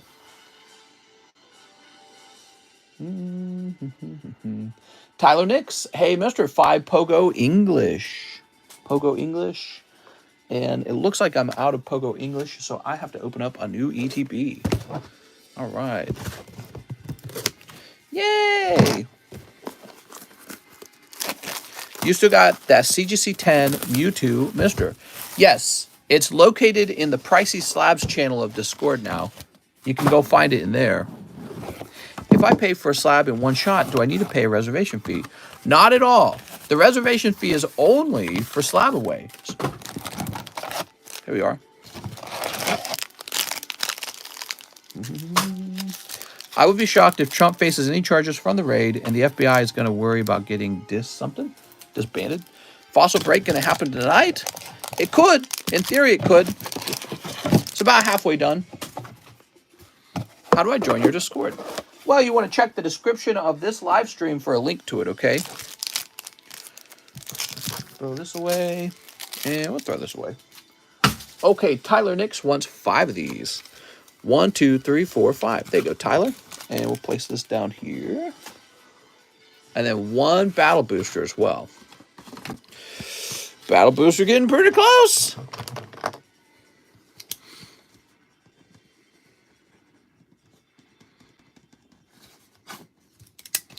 Funny how many Republicans turned and wanted to defund the FBI now for doing their job. They're going to charge Trump with something. That's all they want out of this. There is a Pokestan tax of 69%. Trump needs to return the favor when he gets back in office. Mr. is just too swaggy. All right, here we go. Tyler Nix. Yeah, I mean, this is kind of scary stuff because if the FBI decided, well, we don't like Trump, what would stop us from, what would stop the FBI from actually planting evidence and being like, oh, yeah, he had this illegal stuff? And how would we, like, just regular people, how are we able to trust the FBI? They just make claims. Oh, well, Trump did all this illegal stuff now. It seems like this move is going to shake trust in the FBI. That's how I feel. It's going to be the outcome. So no matter what they say next about Donald Trump's next move is to say, well, the FBI is just doing a political hit on me, and so they're a corrupt organization, they're the deep state, and they planted that in my house, and it didn't happen. And this is going to damage their reputation. And then if he does get in office, he probably is going to mess them up. Got to screw around with them. Here's Blastoise and Lapras. Who the hell simps for the FBI? It's a very good question. Trump has a dumpy. No one ever liked the FBI and CIA, though. They had been bad for years. I think they need a warrant before they can do a search. The same guy who ordered the warrant is the same guy who defended Epstein and his clients. I know exactly who you're talking about. I was doing a little bit of research on the judge as well. The judge happened to also have donated thousands of dollars to the Obama administration as well when he was running for president. So it's very fascinating. It's very fascinating. You trust Trump more than the FBI. Trump appointed the director of the FBI too. Yeah, that doesn't matter. Trump appointed a lot of people into positions, and people were still, leaking. That's the word I'm looking for. They were still leaking stuff to the news media and stuff like that. It doesn't mean that everyone he hires is his friend. You know what I mean? Ray Trump's Big Mac has got extra sauce. Awesome, mister. I got everything set up now, and I've just joined your Discord. Thanks, Jeremy. Trump's appointments were terrible, though, says Deviate. All right, so that's Tyler Nix. All right, Tyler. Mr. Tyler. Tyler Fuson. Tucker Zulu. Oh, he said new bag, didn't he? Yeah, he did. I made a goof. He even interviewed Mueller for that position before he became special counsel. Here we are. The card, whatever your name is, I'm snipping streams to make them do stuff for money. Are you interested? What?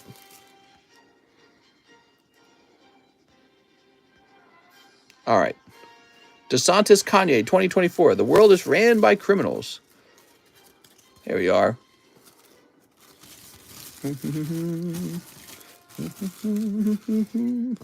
So Tyler Nix. Here we are.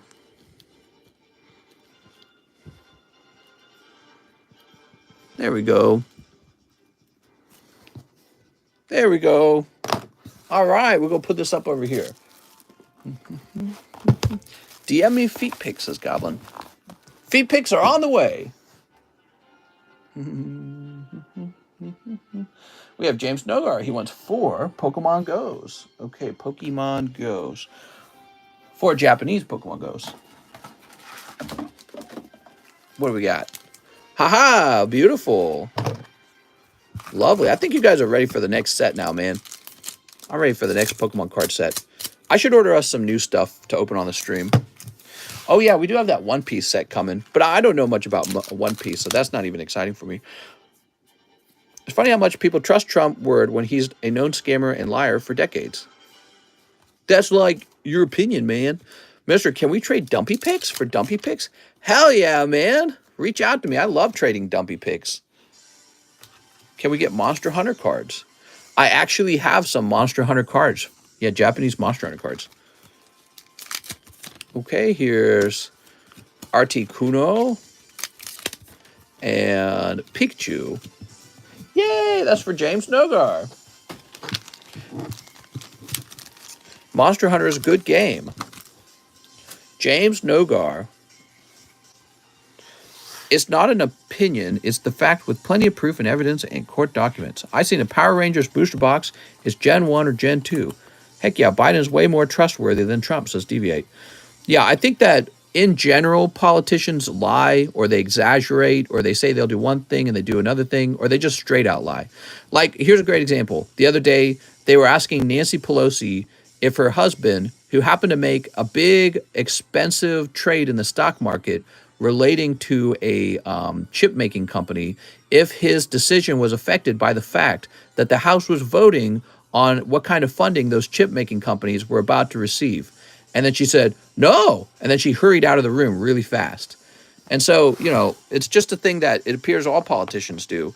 All politicians lie or exaggerate or, I mean, that's just the nature of being a politician, isn't it? It's like manipulating others, Machiavellianism. James Nogar with the J.A. Where's Mr. James? Let's see. You're going to be over here. Do you think there should be an age cap on politicians? Probably not.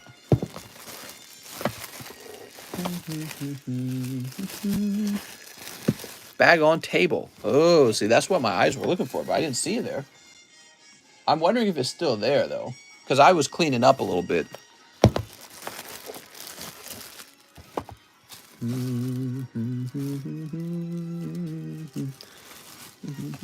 There we go. There we go. Excellent. We have Joe Hatton. New here, so a little order. What's up, Joe? He wants 2 Sun and Moon base set. I just hope Biden makes it to the end of his term. How's the nice stream been? Very slow. It's a Tuesday stream. 1 VMAX Climax. I noticed the daytime was a bit slow as well. All right, this is for Joe Hatton. Means your wait times will be reduced if you're wanting to jump in. Y'all defend Trump. God, I hate it when people use the word y'all. Y'all butt buddies. Bunch of word. I don't know, man. Butt buddies and that other thing you said.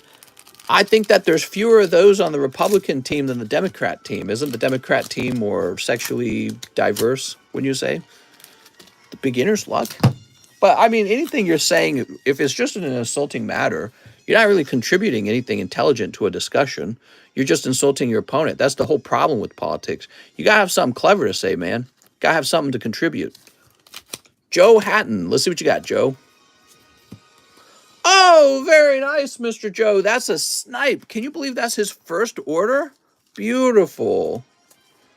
All right. Trump, that's one way of finding out. I'm on Top Chat. I'm just from Texas. Y'all is being illiterate. Here's Doug Trio. Never liked the word y'all. I always felt like it was something very annoying about it. It's like collectivist, the word is. I don't know how to describe it. Never liked that word. Here's a little pup. Trump got that booty. You don't see Dems with Biden rallies and flags, though. Trumpsters are a cult and can't see it. Y'all from Texas. Who's better? I mean, Tyler, on the other hand, maybe the problem is nobody's very excited for Biden. And on the other hand, you have a lot of people very excited for Trump. So just simply calling a group a cult because you don't agree with them doesn't make them a cult. Like, I could call the Catholics a cult. I can call the Mormons a cult. I call the people who believe in socialism a cult. Oh, you're a socialist? Well, you're a cultist. You have a collectivist mindset. You think the government should have all my money, right? So you can call anyone you don't like a cultist. Any group, any club. You could say Pokemon card collectors. They're part of a cult. Joe Hatton, and that's the truth, actually. This is a cult. Here we are. You're in a group with the centralized ideology that you all get around. You're a cultist. This is a cult. All right, here we are. Seriously, let's just talk about anything but politics like Pokies. Well, I do like talking politics. Pokey cult confirmed. Catholic Church is a cult. But if you're in the Catholic Church, you would say, no, you're a cult. So that's the problem with cults is you have to have some really strong definition for what a cult is. Because if you just throw the word around willy-nilly, then it's not really a meaningful word. It's just a type of insult. Everyone on the left is in a cult. You see what I'm saying? If you like Joe Biden, you're in a cult. Joe Hatton. Mr. Joe. There we go. Next up, we've got Eric Abel, 10 Astrals. Forget the politics. Let's talk about that beautiful first pack magic pull. That was pretty good, huh? I'm not mad. I like the discussion as well. Can't learn until you hear everyone out. Cult is used now like saying club. Well, right. It's just like many of the insults that we hurl when it comes to politics. Extreme Trumpers are a cult. They give all their money and time to one person to a point it separates them from their family and friends and deny any wrongdoing he has done. Yeah, I mean, if you have a politician someone really likes, you can call anyone who has a politician they really like a cultist.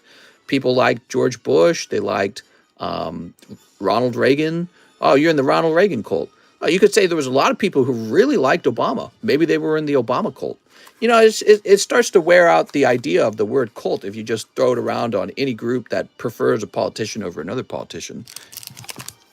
Here we are. No, it's really a cult. The thing I'm in is not a cult. The thing you're in is a cult. I hate Trump because he did something I didn't agree with. How petty is that?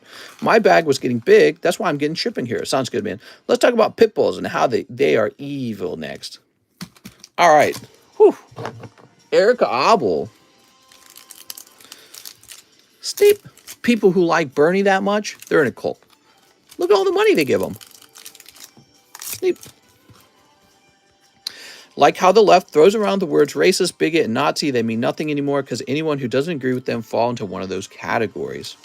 Yeah, well, it's kind of like calling someone a witch, isn't it? Because society is engineered to burn the witches, right? And so our society is engineered to burn the Nazis. We want to get rid of them because that's our history. We see them as very evil. Those are the guys who put the Jews in ovens. So what we've learned as a society now is if you can label somebody a Nazi, now you can point to that person and say, fire them from their job, take everything from them, burn them, they're a witch. And so that's what's happened essentially with our language. Even though that person hasn't actually thrown anyone into an oven, they haven't committed a war crime, they haven't actually done any of the things that the Nazis actually did, you can still sort of burn them up like a witch, like a Nazi, because of those concepts. So it's sort of like word engineering, and it's very clever because it works. It's very effective. Part of the reason why is because people they're slow to catch on to these sort of like the mental gymnastics that have to go behind all this word engineering, right? You have to untrain your brain from that and be like, all right, just because he called him that doesn't mean that's what he is. And but yeah, I think over time those let's call them labels will become less and less effective. People will hear it and they say, shut up. Like I don't care what you call that person. Why don't you have a good argument for your ideas instead of just a lot of witch hunt labels like, oh, burn the witch. Bernie won't be better than Biden. That's just your opinion, man. Here's Samazenta. Ooh, so beautiful. You got a wonderful Zamazenta. Here's Dark Patch and Samurott. All of a sudden, org communication degrees are up in value. I'm in the Illuminati, says Orange Jesus. Here's Swinub. The word racist has lost all meaning, says Adam. Here's Cranados. I don't think it's lost all meaning, but I do think that you do make the word less effective when you use it in situations where it's more of a political opinion than it is an actual problem. You know what I mean? Here we are. We've got Registeel and Beedrill. But yeah, I would agree that there's probably slowly over time going to be a coalition of many people of many races who are tired of having the word racist thrown around too easily. You know what I mean? Here we are. We've got Vespa Queen and Shoop as Elf. 10 Astrals and shipping for Eric Abel. What's up, Eric Abel? The left says racist, the right says woke. Both sides are dumb. You can't say that they're both equally dumb, though. One side has to be more dumb than the other, right? All right, very nice. You got the perfect GXs. But actually, this Samazenta is pretty cool. Not bad. So, Eric Abel. Let's find that bag. Edwin. Hey, man, new to the channel, but I've been watching for a little while. Can't wait to start getting a big bag. Thanks, man. Student athletes. Ah, that is brilliant.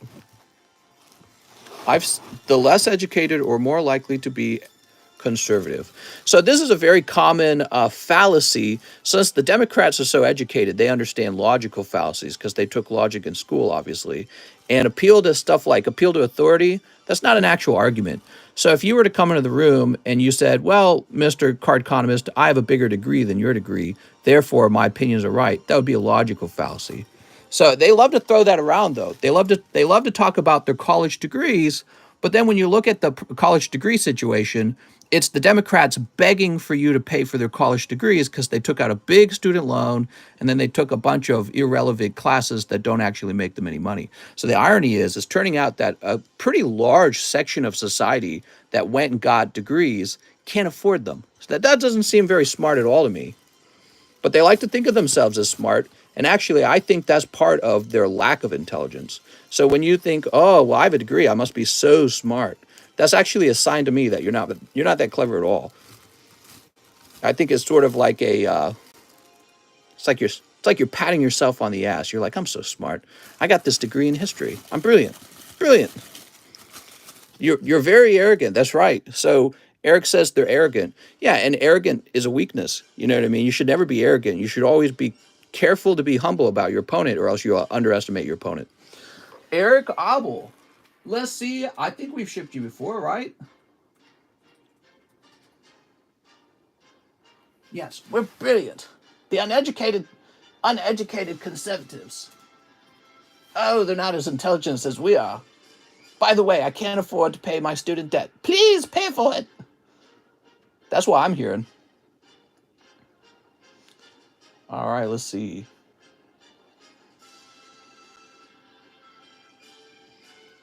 All the people that hated politics, let's do a giveaway. Slab rotate? I gave up on politics a long time ago. It got annoying. It's just a waste of time. It's never going to be resolved anyways. Let's see. Obel. Well, you know, to get involved in politics, you have to care, and caring actually can be pretty wearisome. It's nice to have an escape. Let's see. Eric, I have an address that begins with 10. That's what I'll be using. I'm going to grab your email and tossing this in here. And how heavy is this? Ooh, that's heavy. You can't care about every political cause all day long. But, you know, one of the things we like to do here in this channel, we like to talk about what's going on in the news. So we do end up talking about political stuff. It's nice to be an independent and realize both sides are stupid. Both sides have some stupid people in them. That's right. And some stupid ideas. That's right. Like, I actually disagree with the Republicans on the abortion issue. I don't know why the Republicans are trying so hard to get their ideological opponent to have kids. It's not really your job to make sure another animal in the wild has kids. Just your job to make sure you have kids, and that's it. And if they get rid of all their kids, they disappear, and they're not your competition anymore. We have Mr. Kevin Caceres. Please ship my cards if they're still there. It's been almost a year. I should have 2 slabs and another Duraludon V. Address is blank. Okay, Kevin, let's go looking for you. All right, Kevin. I realize Democrats are much dumber when they start saying men can get pregnant. Whew. Actually, that's because they're so educated on the subject. You're the one who's stupid because you didn't go to the gender study where they teach you that it's all a construct. Let's see. Keith. Yeah, it's a very, I would call it an asinine argument to say, well, my degree's larger than yours, therefore my arguments are better than yours. You know what I mean? I feel like it certainly doesn't lead to the Democrats. I mean, the fact that they have so much trouble with those student debts suggests to me that they're not actually using them very well. Ooh, look at all this, Kevin. Looks like you do have your bag. How nice. My body, your choice, says Danny. Because abortion is murder, and no human should have that ability. Well, I mean, the American government sends soldiers out all day long to kill people. That's murder, isn't it? So I support that. Don't you support the American government killing people abroad with the military? I'm all for that. I'm also for killing criminals if they're giving me trouble. And yeah, I do think that abortion is murder. I think you're killing a baby, definitely. But I'm not there to save the baby. It's not my baby. They execute criminals, says Shiny. Your body, my choice, says Mudkips. You know how many kids Obama killed with his bombings? A lot. Pay for my Harry Styles class, mister. All right, Kevin Caceres. Kevin Caceres. Yeah, I think it's a type of viciousness, type of, they don't think it is because they're either delusional or they're hoping that you believe it when you tell them that, or when they tell you that they don't think it is. I think that some of them got to be lying. They know it's murder and they got to keep, making the argument in order to hopefully win, because they really do just care about the convenience of it and don't want to lose that convenience of it. Here we are. Start an online Pokemon college and charge $50,000 for tuition. Nah, tuition nowadays is more like, what, $80,000? We gotta charge more than that. Don't worry, if they can't pay it back, we'll force all the conservatives to pay it back. All the conservatives who went straight into getting a nice job and who made the choice to work hard and buy a home early and have a family. We'll charge them higher taxes so they can't actually afford to have a family. But don't worry, you paid for someone else's Harry Styles degree. It's very, very smart. This is an excellent society to live in. Excellent use of resources. There we are. All right, Kevin Caceres. A degree that can't pay for itself is exactly the kind of degree that I'm so anticipating and excited to pay for. I can't wait to pay for one just like that. Okay, good. We got the right address. Perfect. Who's next? Israel be killing hundreds of Palestinians, including children. I'm a simple man. I put on Pink Floyd for 1 hour. No issues with life. Well, what's funny is the most tax collected is in the blue states, and red states take the most is in aid and contribute the least. The cycle continues to go around and around the circle of money. I'm pro post-birth abortion, says NUCC. All right, let's see what we got. Cole Kokoshke, express my irida and book grade the Mario Bowser Topps card. You got it, man. More money to mental health research and healthcare. I agree with that. By the way, even though I am conservative, I do agree with somehow we got to make healthcare more available to people, and I feel like directing government funds into that is probably the right move to do that. Just a question of how well can we do it? How competently can we do it? I don't trust the government. I don't think the government's very smart with money, but I do think it's very important and people need help. So that is, when it comes to healthcare, that is one that I definitely understand. Healthcare is probably the one I understand the most when it comes to some sort of socialized anything. But the question is, how do you do it in a sustainable way? Here we are. Let's see. Soldiers kill people too. It's literally a rebuttal. So let's see. Express my irida and bulk the Mario. You have such a large bag. Where did the irida go? Here she is. She was right next to it. Perfect. It's perfect. Easy to waste money you didn't work for, and the government is good at that. Always easier to spend someone else's money irresponsibly. That's right. I think there was actually some kind of psychological study on that subject, and it discovered the further detached you were on the money, the more wastefully you spent it. So if it was your own money and you were spending it on yourself, you spent it most carefully. If it was somebody else's money and you were spending it on yourself, you still kind of spent it carefully. If it was somebody else's money and you were spending it on somebody else, you spent it terribly, very recklessly, very inefficiently. That's what the finding was. When you spend someone else's money for things for other people, you don't spend it very well. And you know what? Why would you even need a big study for that? It's so obviously, like intuitively, we know that's how it would end up working out. So the government is an organization that takes your money to spend on other people, and how surprised would you be to discover that they don't do a very efficient job? They don't care. They don't really care that much. They never did. So this is Express. Yay! I spent it on girlfriends with Alex. Yay! Cole Kokoshke. And that is one of the subjects we were talking about today. The new inflation, what is it called? Inflation Reduction Bill, which ironically, it spends a lot more money, which is funny because that's part of what causes inflation is the government spending all this money that it has to print. It hires 87,000 new IRS workers. Here we are. Yay! Let's see what's next. We have Ryan Diaz, Raikou Hollow, Tag Team GX All-Stars. You got it, Ryan. Beautiful.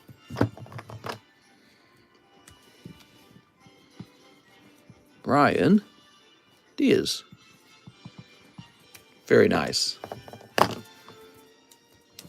What's up, Funko? How's it going, man? How about study on how minister voice is soothing? I took a quick nap. Damn. Study both of these. Here's a pristine Umbreon 10 for $275. So is inflation reduced now? Yes, I mean, if you just say so in the actual bill, then it gets reduced, right? That's how money works. You just say that. It's like if I wrote down on a page, debt-free, then my debt goes away. However, following the page where I wrote debt-free, I then spend billions of dollars. That seems to work. It makes perfect sense. Perfect. Rotation sub time since we got over 100 likes. Heck yeah, man. Let's get that rotation. Here's this lovely Golduck. This is from Rocket Returns. It's a CGC 9 Golduck. Inflation isn't going anywhere. It's only going to get worse. Well, if the government increases spending and it doesn't actually make the money that it needs for that spending, you're right. Inflation will get worse. Here's a PSA 10 Nido Queen for 185. Inflation is an illusion that applies only to the middle class. That's not true at all. Inflation refers to the cost of the producing of the goods. So if all of a sudden everybody has a lot more money and they buy a whole bunch more of product A, well, then a whole bunch more product A actually is to be produced. How is it produced? You need machines, you need labor, and you need natural resources, materials. So as the demand goes up, and the bottlenecks eventually cause the product to not be able to be made at any faster of a speed, they have to raise prices. As material begins to become more expensive because demand is higher, the price of the good goes higher. It's not an illusion. It's very real. It's very simple to think about. If I was selling Pokemon cards and you guys suddenly all receive $2,000 in your wallet like that, like right now, you didn't earn it. You just suddenly had $2,000. Well, you'd wipe my table out. All these cards would disappear. And as I'm seeing them sell really fast, I'd go, whoa, these are selling too fast. I can't restock them in time. Guess I'll raise the prices. And I bet you'll buy them because, well, you got $2,000 burning a hole in your pocket. That's inflation. And part of inflation right now is being caused by all this extra money. And the government is spending money that it's not really earning that money. So where's it getting it from if we have this debt that it can't get the debt down, and it's not getting enough taxes to put the debt down or to balance the budget where they're spending as much as they make. They're just spending over what they make. So if they're adding more spending, I just don't see how it's going to balance out. Maybe it'll magically balance out, though. I'm really excited to see that if it would, but it won't. Kip F says 2 soldiers returns. All right, here you are, Mr. Kip F. It's Tifa. She's so sexy. Wonderful, Tifa.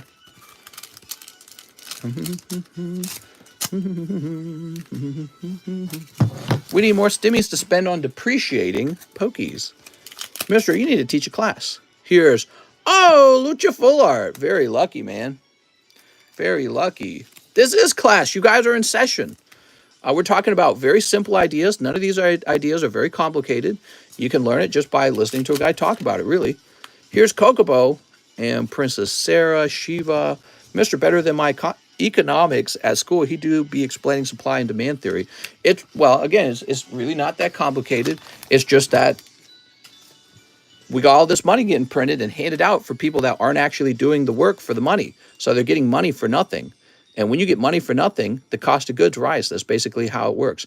Now, if you were getting paid more because your productivity went up, which means you're putting more product into the market or more services into the market, then everything balances out because now the product that somebody else buys is going to offset the additional money that you're taking home. Well, that's not what actually happened here. The government just said, everyone has more money now. And now we're having record high inflation. And it was almost like all this is exactly what economists have been saying the whole time, but nobody seems to care. Everyone's like, yeah, let's just print our way out of the problem. Kip F, your government is taxing you when they print more money. It's a type of tax. They're saying, we're going to reduce the value of the working class's money so that we can have a whole bunch of money that we get to spend on the things we want.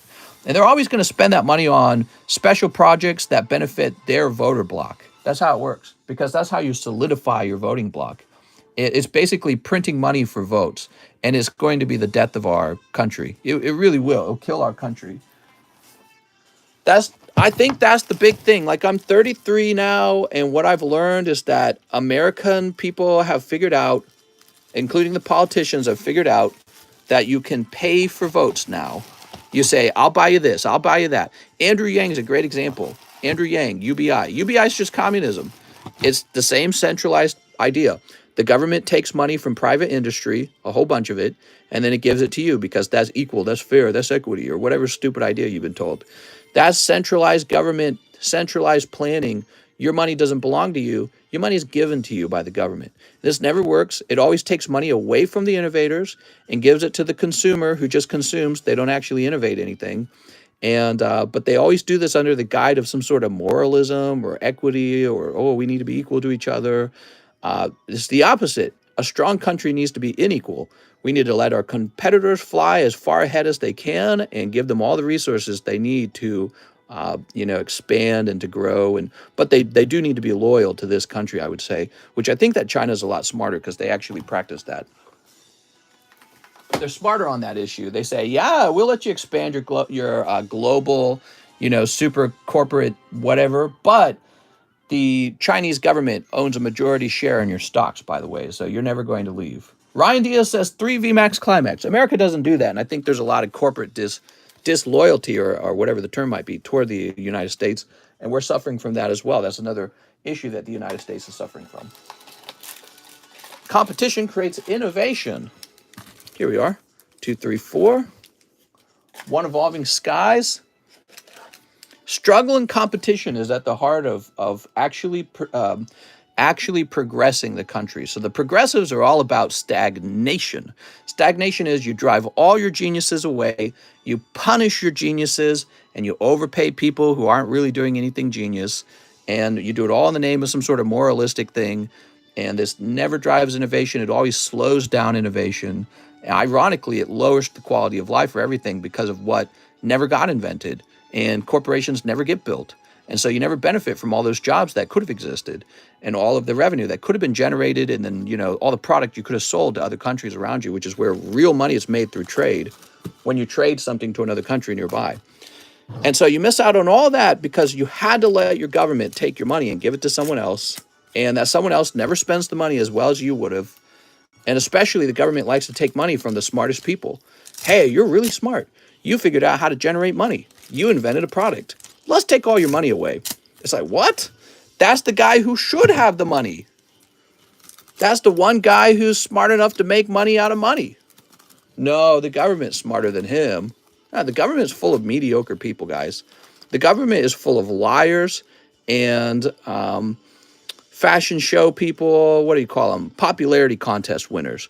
Liars and popularity contest winners. Not engineers, not financiers.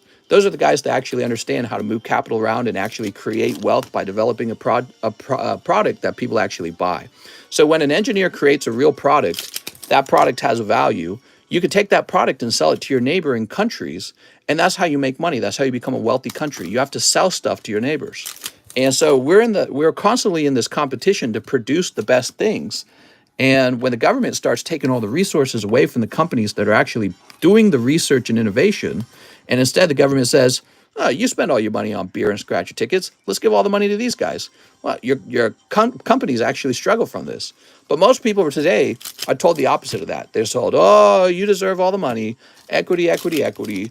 The reason you're poor is because of the corporations. They held you down. It's a bunch of lies, by the way, because at any time in this country, you can stand up and decide to start your own corporation. You have to stand up and start creating your own product, your own innovative product that you did research on. You can go hire people and just start having people work with you. You can do that. You just don't want to do that. But the people who actually run corporations, they're super motivated and they're super intelligent. They actually do those things. And so they pay all the taxes. Us, the workers, pay a pretty small percentage of the taxes, it turns out. But we're still super mad at the corporations while we use all their products, because literally every product in my home is made by corporations. I mean, the quality of life we live is essentially the quality of life that the corporations have given us. I'm poor because I have a girlfriend. The world via nuclear war or climate change will be gone and destroyed. The U.S. doesn't produce anything. It gets everything from other countries it consumes. That's true. Well, we don't manufacture anything, but we do actually make a lot of technological advancements still right here in the United States. We got Google, we got Microsoft, we got Facebook, we got all these major technology companies, Amazon, we've got Tesla, we've got like the majority of the technology companies are here in the United States. They're going to go away, especially when you got guys like Andrew Yang saying, you know what, those technology companies are doing too well. Let's increase the tax on them so that we can just give free money to other people. Stupid, man. Stupid. It's really dumb. All right, here we are. Yeah, the government needs all your money. The government's really good at losing all your money. Ryan Diaz. Let's see, Ryan. Where are the Pokies made? I think they're made in Japan, right? They're also made locally. Elon Musk gave money to the lab to release COVID so the stocks will go up. What? What are you talking about? China number one. China probably will become number one. Everyone makes fun of them, and they're probably going to be number one. They're show ponies, all front, no substance. People just won't work if they keep getting free money. Yeah, I would have to agree with that assessment. If you were receiving enough free money, you'd probably be like, well, why am I going to suffer? Why would I work? The rational decision would be for me to go on vacation now because I got lots of free money. All right, next up we got Hassan Al-Hamli. There we go, Al-Hamli. Hassan Al-Hamli. Hey, Mr. Two McDonald's. You got it, man. How's it going? Wait until FedCoin comes out. I want FedCoin. I'm investing in FedCoin. There we go. But that free money can only be spent on eating bugs. China can't be number one if we nuke them. Nah, that's a terrible... That should never be a choice. That would be terrible. All right. Also, can you weigh my bag for shipping? Okay, let's take a look at it. All right, let's pull you a Pikachu first. I want Mr. Coin. I want Mr. Coin too. Let's see. Ooh, Fennekin, Charmander. The FedCoin is real, mister. I'm buying FedCoin. Just look at UK with people living on council estates getting free money.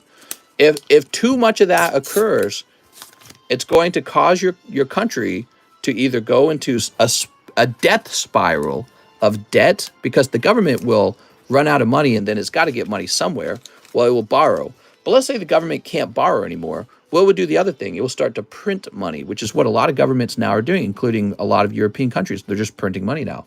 And so if your cost of living goes up 15%, but your, let's say your raise is only 4%, well, what you're really saying is you took an 11% cut in pay that year. So all the people who have actual jobs who feed the tax money to the government to put all these people into government-paid houses, you guys are taking a tax cut while they're taking your money. It's theft. It's as simple as that. You know, everyone tries to think of it as just a social thing. When they take more money than you're comfortable with, but you still have to give them that money, it's theft. All right, Mr. Hassan, especially if you're just giving it to people who are able-bodied, they're capable of doing work, but they don't feel like doing work, they don't feel like improving their lives, so they're just going to live off of you, they're going to live off of the money that the government took from you. That's called theft. That's not charity, it's theft. Charity is when you see somebody and you're like, man, I want to help them. Their life is unfair, they had a tougher life than me, and you know what? They deserve help. They've got a disability, I want to help them. That's charity. Sometimes taxes are very good at fulfilling a charity role, I think. Some people are just kind of not looking to work. They exist. They're really out there. All right, Hassan, you're pretty much maybe about 3 to 4 ounces. There we go. Very nice. But I think a lot of you guys have jobs, so this is a subject that you can understand. Because otherwise you couldn't buy Pokemon cards. So most of you guys got jobs. We have Hassan Al-Hamli. He says, Pikachu 2021 Japanese slab 9.5. You got him in. All right. So this will add some weight, but you're still under 8 ounces.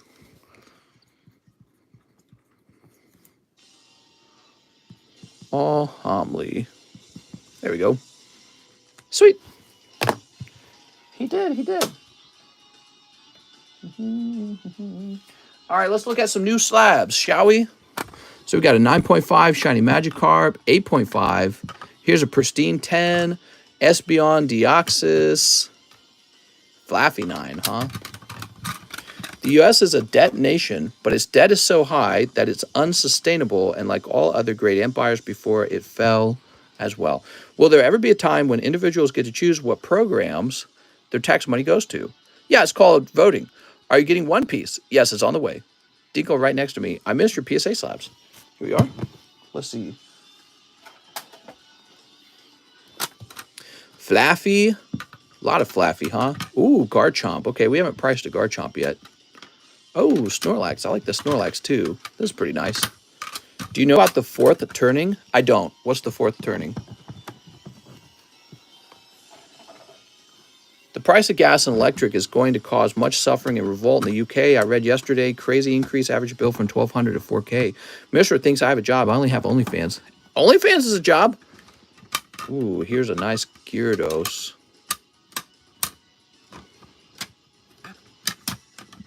Here's a Dragonite. Who is the Democrats' candidate for 2024? It's a good question. I don't know. Ross Perot. What? Get these priced up. Did you see Elon Musk got random drug test after he hit Joe Rogan's blunt? What? People on the dole also have kids just to get more money from the government in those situations. I pay my taxes so they can just sit around eating and smoking the way into the hospital. Yeah, it's pretty tough, man. I think it is tough watching people make really bad health choices, knowing that they're already living off of government funds. But it's very scary because in a democracy where people can vote, it turns out it's always easier to be lazy. It is. That's the human condition. The human condition is to head toward comfort and away from pain. And guess what? Work is painful. So there will always be a larger majority of people who prefer to be lazy than people who prefer to get out and do the responsible thing and be a provider and take care of yourself. And so in a democracy, there's this scary problem that I see arising in the future where a lot of people are coming to the conclusion, well, we live in a capitalist society with voting. I'll just vote for a communist, right? So communists will just get voted for.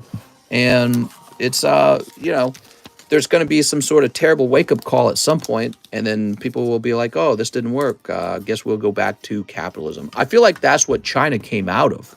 So China was a deeply communist country, and then whatever their last leader was, he was traveling around Europe realizing, wow, China's really far behind technologically. And they started undoing some of their policies, and some of their old ideas about communism started going away. And they said, we got to start being competitive on these subjects. So I feel like while they're coming into free market capitalism, we're leaving it. We're saying, you know what? Everyone should live on the government dollar. Everyone should be living free. Everyone should have this thing called equity, which is just another word for steal from the guy who's working and give to the guy who's not working. But they also disguise it as, oh, well, we'll take it from the rich. But they never really can. But besides that, even if they could, the rich collectively don't have enough money to pay for every poor person who's going to receive free this, free that, free housing, free food, free medical, free education. You know, that's even if you took all the money away from the wealthy people, you wouldn't be able to fund that for years and years and years. And eventually all those wealthy people would move away. They'd say, I'm done having the government take all my money. That's a tyrannical government. And I'm going to go live with a freedom-loving government that lets me enterprise and lets me keep the fruits of my labor. So those guys are all about negotiating better deals, those business guys, right? So they're smart enough to see when they're getting a bad deal, they're going to move out of the country and into a country that treats them better. They will move where money is treated best. And so then where all the money will come from for all of us guys living for free, where's it going to come from? It's going to come from nowhere, and eventually it will collapse. So too many people riding on the wagon, not enough people pulling the wagon. It seems as though if you want to have a democracy, in your constitution, you should have a rule written that says you can't vote to give yourself free ones. That's it. That has to be a fundamental part of the next constitution whenever you get a chance to write it. You know what I mean? If this country collapses or what, I don't know. Maybe it never will. But eventually, you need to write into your constitution that you cannot vote to give yourself free stuff. Same with our government right now. Every time they run out of money, they just raise the debt ceiling. Well, we should just change the rules so they're not allowed to give themselves a higher debt ceiling. They have to balance the budget. That'll never happen. That'll never happen because the American people don't want it, because the American people aren't smart with money. All right, here we are, Garchomp. 25th. So instead, we'll probably have some sort of, country collapse, and that'll only affect, of course, the people who are stuck in the country, the people who have learned to be globalists and they don't have a home. They just live wherever the money is treated well. It doesn't matter to them if America gets gutted and destroyed financially. That doesn't matter to them. Here we are. It should be a crime to overspend tax revenue. Right. Well, I don't think it needs to be a crime. It just needs to be in the Constitution that you cannot raise your debt. You can't do that, except for maybe specifically for war, which is, I guess that's like a survival thing. But otherwise, no. Not for handouts, not for special projects, not for ideas the government has about how it can make the country better. No, you just have to spend what you have, and that's it. I wish more people in this country thought like you did. Well, you could get more people to understand this stuff. You just have to kind of explain it to them. And I think when people hear these ideas, especially people who are, open-minded, they hear and they go, okay, maybe this does have some merit. Okay, what do we got? So this is a pristine Snorlax. I think I'd like to do 240 on them. There we go. Do you have any diamond and pearl slabs? There we go. Someone bought the Snorlax mystery. You can put it aside. What? Ooh, beautiful. Gyarados. That's pristine Gyarados. Nice discussion, mister. I'm going to head to bed. Have a nice night. What would you do to have the homeless people off the streets? That's a good question. We need to have taxes, but sometimes the government take more than they need. All right, Gyarados. Let's see.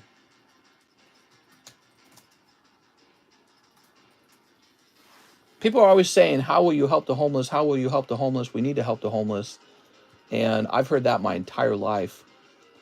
And I guess before I answer a question like that, I would just need to research like more about the subject. I've heard about it. I've heard in a lot of cases, the real underlying problems that they need medical help in some form or another. Sometimes like because they're crippled or sometimes because they have a mental disorder. But, you know, I always wonder, how much can you actually do for somebody like that? You could call not having a job a mental disorder. You know what I mean? Okay, this is going to be 140. When will you be doing another Team Rocket pack break? I'm interested in a Dark Charmeleon. Maybe not for a long time. Good question. Here's Rayquaza from Blue Sky Stream.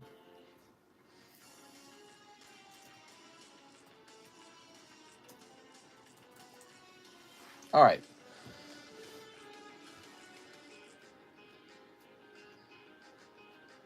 Okay, I'm not seeing any. Remember when you stepped for me? Let me try PSA.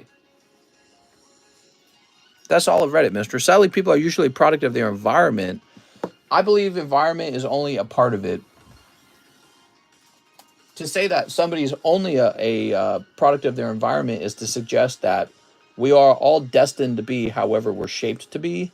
And I don't think that's necessarily true. I think that's a very grim view of society, in fact, because it suggests that people who, let's say they're born with a deficit in learning or a deficit in following the rules or a deficit in self-control, well, you would quickly label them the undesirables.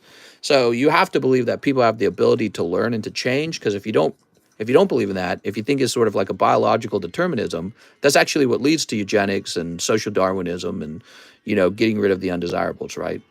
Which probably there are people who do believe in that. All right, let's see Dragonite. Oh, what a lovely card. But I actually have the CGC version. So Dragonite goes for, it's actually pretty affordable. Biological determinism. I'm saying you can't change. I'm not saying that you can't change. I'm saying they choose to not change because it's all they know. Sure. Here we are. Rayquaza. Beautiful cards, man. I told you we got a nice CGC return. People will believe anything with a good enough narrative. True. All right. Well, I'm out of orders, guys. Who has an order that hasn't been serviced? Does anyone have an unserviced order? I guess I missed my chance. No worries. I still enjoy this stream. Mister, I got one. F it. 125. So tempting. Can we order still?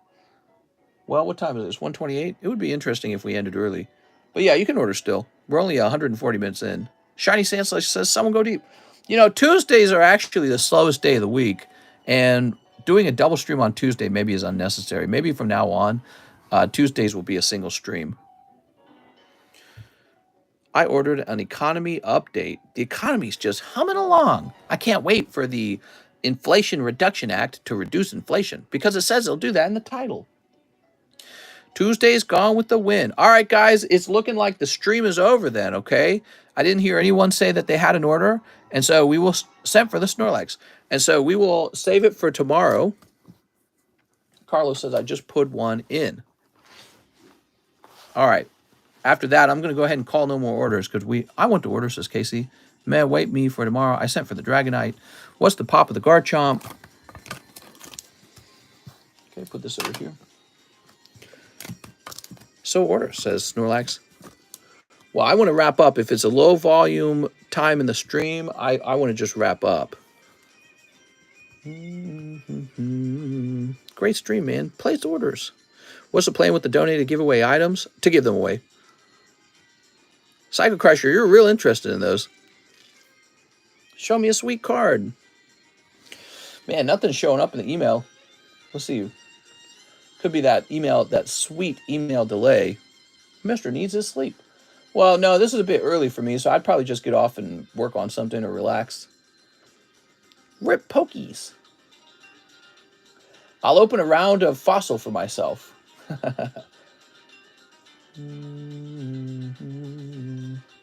Oh, there we go. We got some orders. So this order is for Carlos. He says, one lucky POKEBRUH, Mr. Carlos Jimenez. What's up, Carlos? Shoop. Oh, you got Drapey on full art. Pessimian. This is Character Secret Rare. What's his name? And Frostmoth. That's pretty good, actually. That's a lot. It's like getting 2 hits or 2 full boxes. So Carlos with the CA. Find your bag. Here we are. Very nice. Very informative conversation. I think about this stuff all day long. I think about it in my sleep. I think about it constantly. I can't stop thinking about it. I'm like obsessed with it. I think we can just print our way out of a problem. Jose Mendez says, SLAB-AWAY for the pristine Snorlax. Oh, wait, that's not the pristine Snorlax. This is the pristine Snorlax. Here it is, Jose Mendez. You got it.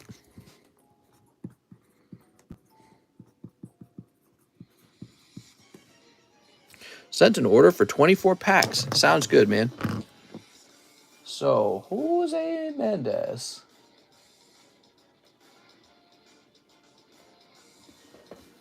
Let's see.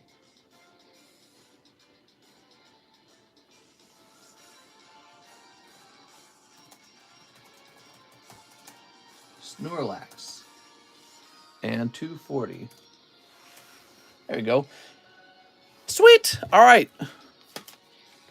Not my bag, mister. Oops. Let's go take another look at that, huh?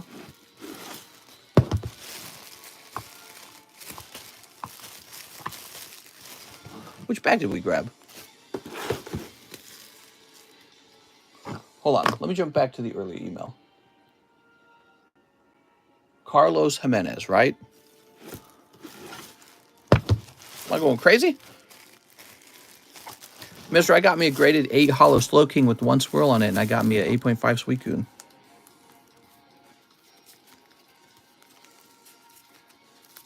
Well, I'm trying to find the bag I did put it into. Oh, I put it... Oh, my gosh. I'm grabbing the wrong box entirely here. Hold on. There we go. So who is this for? Oh, I'm sorry. I misread it. You're right. Let me grab your card. That's my fault. I think my brain's ready to clock out now. There you go. We retrieved all the cards, and now we find the proper bag. I think there's a lot of young people, maybe millennials, but also Gen Z, and they're really upset with maybe like their net worth, maybe their lot in life, and I think they're sort of tempted into this very simplistic solution that all they need to do is continue working the same job that they have, and then the government will just provide them with a lot of free stuff. You know what I mean? The government will just make them wealthy because that's how it works, right? And that's not really how wealth is generated. The trick, in my opinion, is if you're young and you're upset with your level of wealth, you need to increase your skills, or you need to open a competing business or make a brand new product. So with increasing your skills, you need to go become like a mechanic or an engineer or a doctor or a lawyer. With creating a business, you need to go open up, some kind of side hustle. You bought some inventory and you're able to flip it at a higher price. That could be anything. You could be a McDonald's franchise. And then with innovating a product, maybe you think of a solution that has never been worked on before. And you go create that product, maybe with the help of manufacturers overseas. And you have to know a little bit about designing products and all that. And I'm sure you can learn about that online. But then after you've produced it, you go and apply for a patent on the product. And then you need to start selling it, and voila, you're back up here to making a business. I guess the last one would be try to climb the corporate ladder, become a manager and then a manager's manager. So all those options will give you the money that you're seeking, and you'll be actually rich. The government can't make you rich. It never will. When you tell the government to take someone else's money away and give it to you, it will never make you rich because they'll do that for everyone. So you will only be as wealthy as everyone else once again, and the inflation will make you poor again, which is exactly what people are realizing today. You're realizing that there's no free meal basically. And so there is a way, though, to become wealthy, and it's those things I was pointing out. Become an elite, a corporatist, climb the corporate ladder, create a product, start a franchise, start a side hustle, a business, or learn an advanced skill. And those are the ways to make money. And just receiving government stipends will just never make you wealthy. It'll never happen. Let's see, what's next? People are like, if we can just unionize, then we will be wealthy. No, you'll be fired. And if you don't get fired, your union will be your new form of taxes. You'll pay union dues. Beautiful. Joel Morin says, Mr. Slab-AWay, the alternative art, Dragonite. You got it, Joel Morin. Oh, Joel. Or have an OnlyFans. Sure, well, some people are doing that. Oops. Mister, you're almost at 50K, man. Are you going to have a 50K party when you hit it? I'm going to have a party when we hit 100K, okay? 50K is just halfway to 100. That's all it is. It's a special number, but it's not as special as 100K. We got a long way to go, guys. Long way to go. Can't wait to hit our first 100,000. And then I'll make a twerking video. Everyone will get a free Charizard. Joel Morin. Let's see. You're going to go right here. Joel Morin. Dragonite. What was it, like 125 or something like that? Yeah, 125. There you go. Oh. Thanks, man. Who's next? We have an order from Christine Andrews. You need an order? Then I need 2 packs of Japanese Pokemon Go. You got it, Christine. Yay, Christine. We grab 2 Pokemon Go's. So I'm starting my own gym apparel. Any advice? Gym apparel. I feel like that's extremely competitive. $100,000 or 100,000 sub face reveal. I thought Mister was going. We have a few orders I'm servicing, okay? Pink Floyd, Comfortably Numb, forget all these issues and enjoy masterpiece music. You know, Pink Floyd was developed in a wealthy society. And one of the nice things about living in a really advanced and wealthy society is you're able to produce art. You have time to sit around and produce it. And you have wealthy consumers who can afford to buy your art and buy your merchandise. So while you sit there thinking, oh, well, I don't have to think about any of the complicated issues going on politically within my country. I can just passively live in the country and everything will work out. In the meantime, while you're doing that, your country could be crumbling. You should be aware of what's going on in your country. In fact, you know, Pink Floyd was like, hey, teacher, leave those kids alone. They seem a little politically interested themselves when they make statements like that. They're talking about how there could be a system that's brainwashing kids to think a particular way, and it's not good for them, and they didn't like that. So they're talking against an authoritative figure and telling them, hey, teacher, leave those kids alone. Pink Floyd was politically active. Here's, Moltres. It's very competitive. I have at least 7 people that I know personally who have a gym apparel brand. Only one of them is successful. Here's, Blastoise. Look at that. Shoot. All right. Christine. Let's grab your bag, Christine. What do we got? Aha! Christine, you got a big bag. Before I go, do you have any Charmeleon slabs? Anything but base set. I'm not sure. Although you remind me of Zach. Zach was also, what's his name? Zach Attack? Can't remember his name. He was also collecting Charmanders. Any Moltres slabs? I have some lovely Moltres slabs, but they're all put away. All right, let's see what's next. We have an order from Casey Klein. 1 VMAX Climax. You got it, Casey. 1 Evolving Skies. 1 Fusion Strike. Okay. He says, I need a new bag. You got it. Steve, hey, teacher, tell those kids to build equity, to build their net worth. Here we go. We've got Victini. One of the things I really like about our society is that anyone can stand up today. It doesn't matter whether you were born into the lower class or the middle class or the upper class. Anyone today can just stand up and say, I really want to run a business. And then you can start working on running a business, you know, whatever it is you're going to do. Start doing your research, start putting your products together, and don't give up. If your product fails, go to the next one and the next one and the next one until you have a successful business, you know. A lot of people actually move from other countries into America, and then voila, they start a franchise or they start a business, maybe like a liquor store, and then they're like in the upper middle class making like $1 million on that liquor store, which they sell later.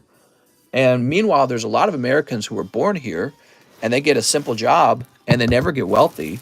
And they're like, man, this country just doesn't offer any chances to be wealthy. It's like, well, you weren't thinking about what society rewards you for doing. You got to look at the type of jobs that society is rewarding you the most for. And you got to play the game. You know, you got to be in there taking risks and playing the game.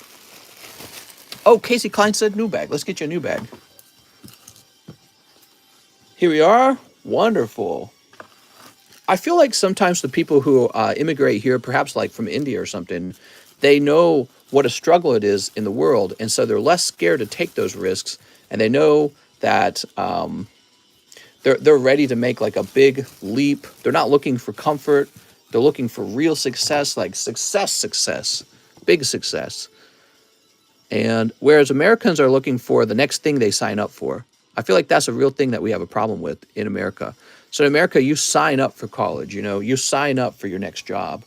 And this actually reduces your way of thinking to somebody's going to give me a job and it's going to make me rich. It's not really like that. I really feel like to get rich, you have to be a competitor.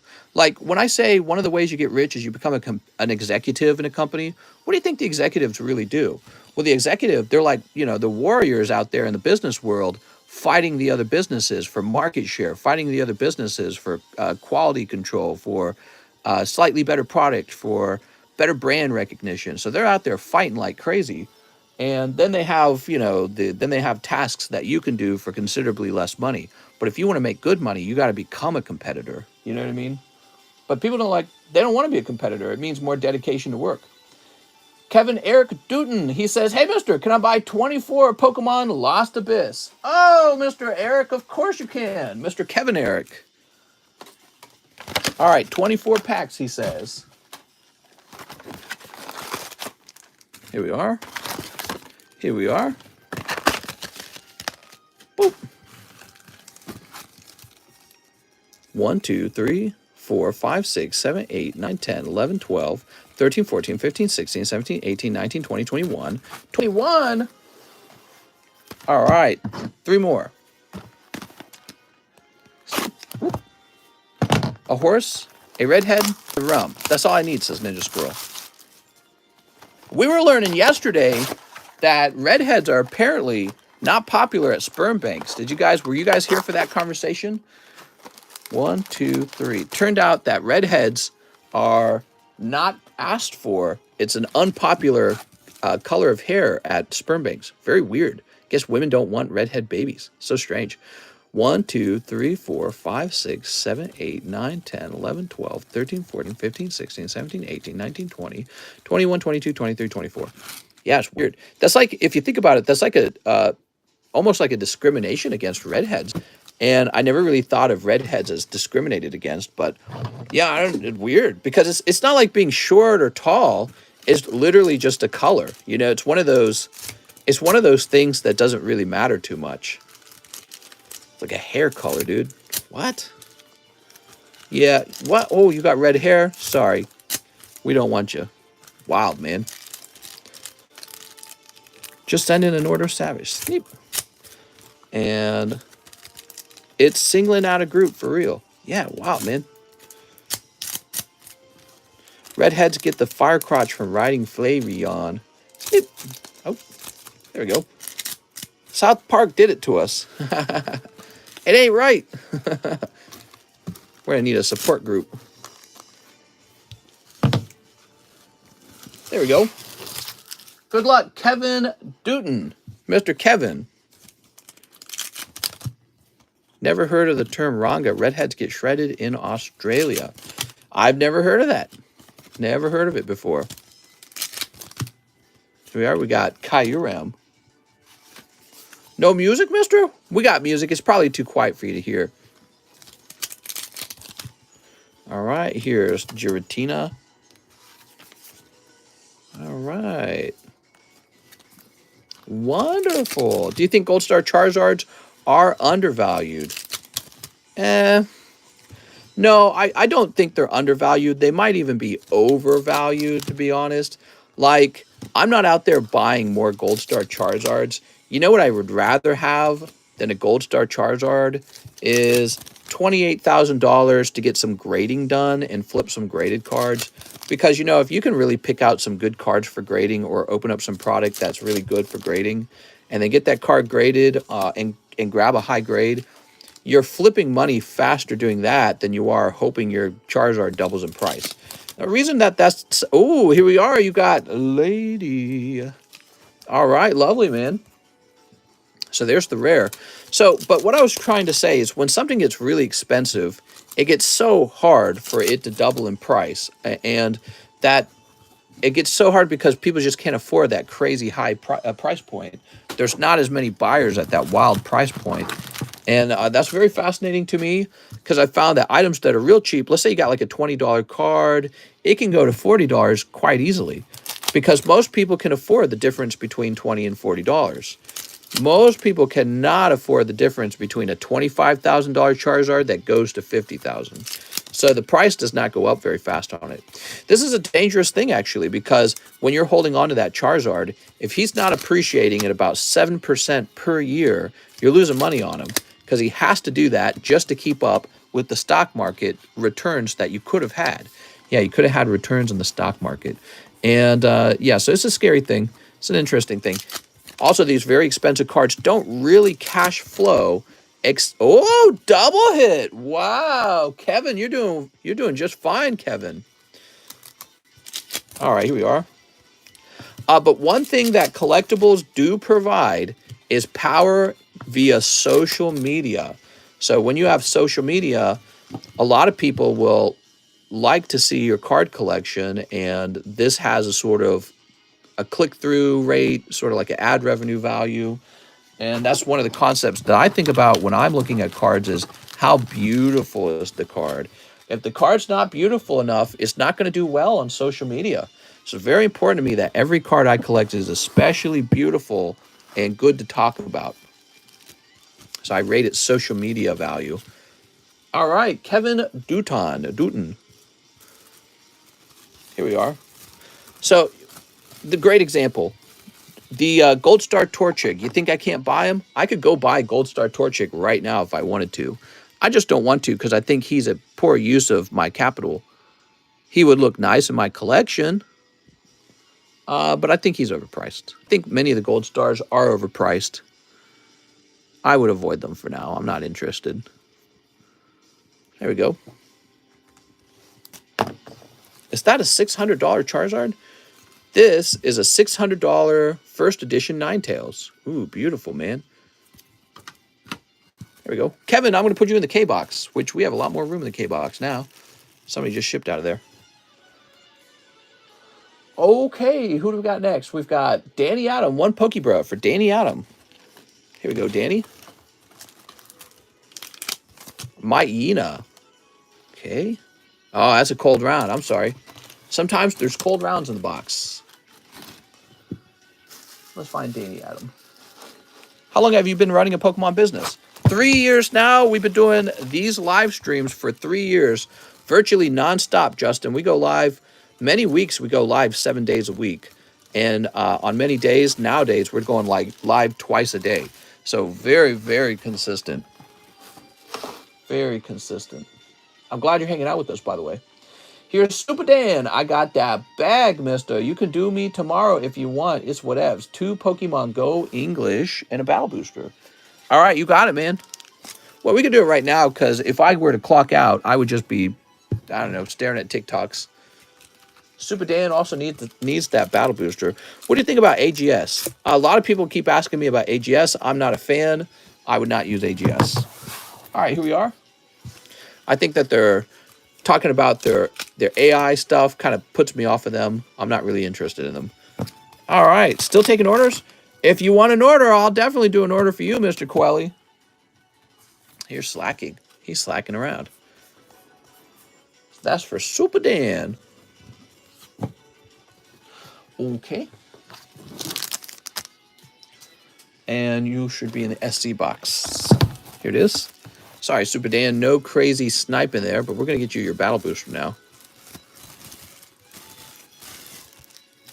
Thanks, man. Enjoying my time here. I'm glad to hear that. All right, here's the battle boosters. Super Dan. I'm cooking at the moment. Super Dan Kiwi says, it's all good. I like gambling. Okay, now we've got Joseph Ortiz. Hey, mister, let me get one more spot in the sub list. You got it, man. Okay, Joseph Ortiz. Oh, that's the end of the sub list. You got 10 and 11. You ready?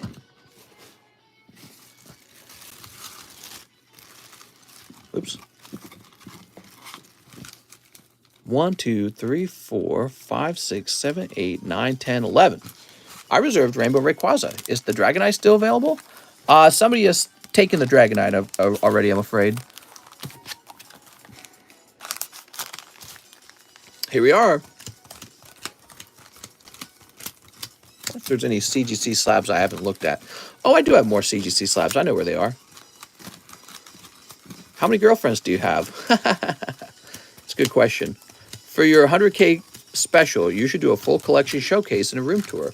I think that's a great idea. Oh, on the other hand, maybe that's a security risk. Maybe not. Maybe I'll just say on a financial statement or something like that. All right, can I get a number?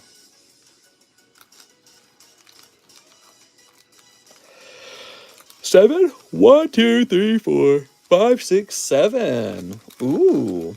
Daniel Del Barrio. Nope. Joseph Smith. Nope. Alex Mandrici. Nope. Christian Taneo. Nope. Jacob Underwood. Nope. Sven Jansen. Nope. Joey Barton. Nope. Joey Barton. Hey, there you go, Joey Barton. Joseph Smith. Oh, there we go. Sorry, Joseph Ortiz. You were so close. So it's going to be Joey Barton and Joseph Smith. How many graded cards do you have? Quite a lot. I'm a big fan of graded cards, actually. Show us the lock on the doors, keys to the door, and all exit entryways. I'll even hold the key up to the camera so you can take a picture of it and then create a fake mold of it. So, where's that large?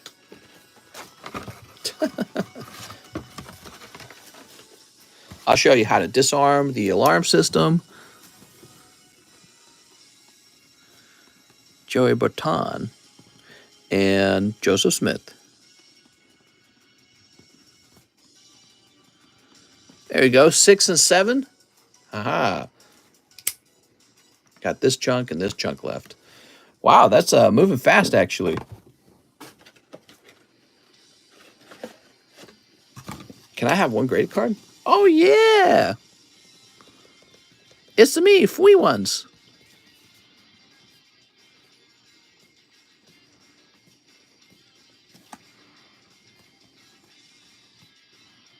There we go. New sublist is started. What was I going to do? I feel like I forgot. After that, we have an order from Mr. Ahmad Murad Arabi. What's up, man? 10 Shining Fates. I have a bag. Do you have an inventory of slabs for sale, by the way? I don't have an inventory, but in our Discord server, we do have a channel called Pricey Slabs where you can see the most expensive slabs I have for sale over there. And I'll try to update that from time to time so it's fun to look at, okay?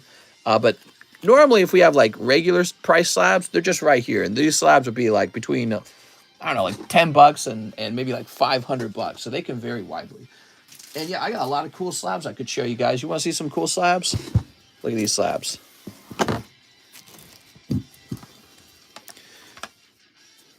Sabrina Gengar, Moltres, Scyther. Mister, are you in your boxers only? No, I'm in shorts. Oh, I do have a Dark Dragonite. See, I didn't even know. Moltres, Alakazam, Mewtwo, Dark Slowbro. Rockets Mewtwo, First Edition 10, Flareon, Moltres, Giovanni Nidoking, Dragonite, Snorlax. These are all 10s. Oh, man, I'm getting a headache. Here's Hypno, Misty's Tentacool, Magneton, Kabutops, Rocket Zapdos, and Shining Celebi. Do you have a Dark Charmeleon? It turned out I do. I was really surprised to find out that I do have a Dark Charmeleon. Crobat, Gengar, Dark Slowbro again. Because I just bought 2 of them. Look at that Crobat with the swirl. Electro, Gloom for some reason. I think I graded that Gloom myself, and I was surprised it came back 10.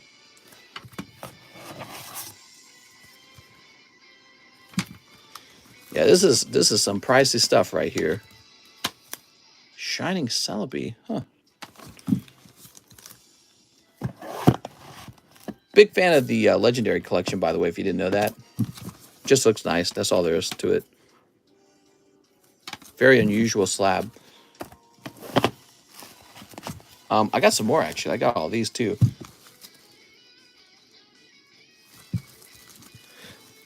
You need a guard dog, so check this out. Or a shotgun. I do have a shotgun. So, Neo Shining First Edition.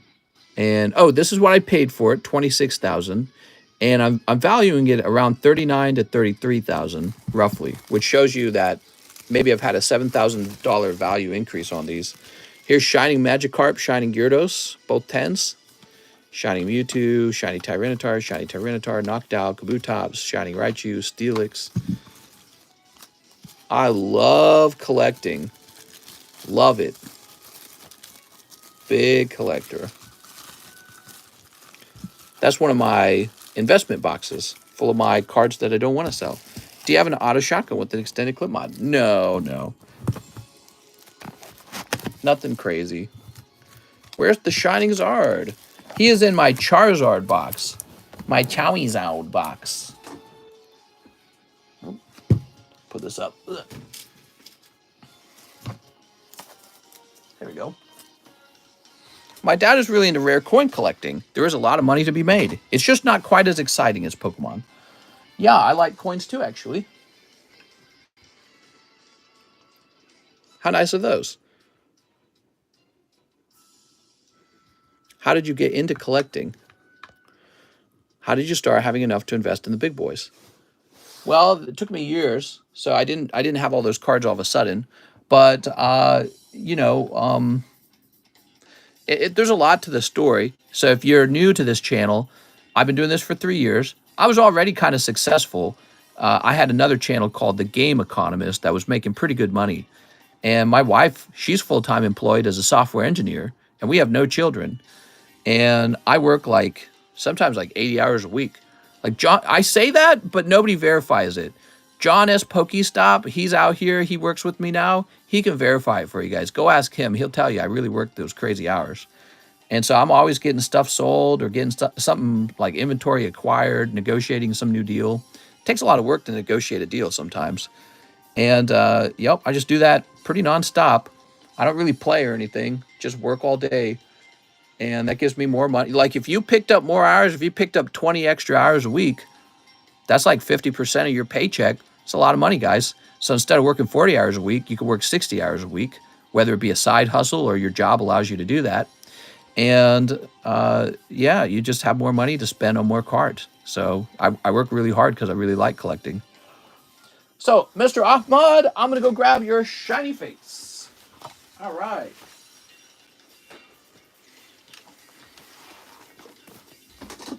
The key, no children. Yeah, having no children allows me to work more hours and no extra costs in life. Please, can I have a PEA10? You want P? All right, let's see what we got. Honestly motivates me to do better with my life. This shiny sand slash. I'm glad to hear that because I want to tell you something. I didn't always have a lot of motivation. I mean, maybe I did in a certain way, you know, because a lot of you guys know when I was 17, I ran away from home and I was motivated not to be homeless because when you don't have your mom and dad's help or anyone's help, you can become homeless very fast. So I guess I had that motivating me. But really, I listened to a lot of financial guys. They all write books, and you can download their books onto your audio, you know, like your iPhone or your iPod, whatever you have, and then just listen to their books. They'll motivate you, and they've motivated me over time. I listen to all of them all the time, almost nonstop. Okay, let's see what you got, Mr. Ahmad. What the? I thought you were shutting down. Well, I thought so too, and then suddenly I had a bunch of orders. Sneap. If I shut down, I was just going to go twiddle my thumbs. I wasn't going to go do anything important. There we go. A guy I worked with said that someone cracked some Beckett Magic slabs and the cards in them were fake. Have you heard about this? That's sad, man. Yep, there's counterfeiters out there. Counterfeiters are guys who decide to steal from other people to make money, because that's what happens when you counterfeit. You're essentially stealing from someone. It's very sad. Not a good way to make money. You make money by hurting someone. I don't like it.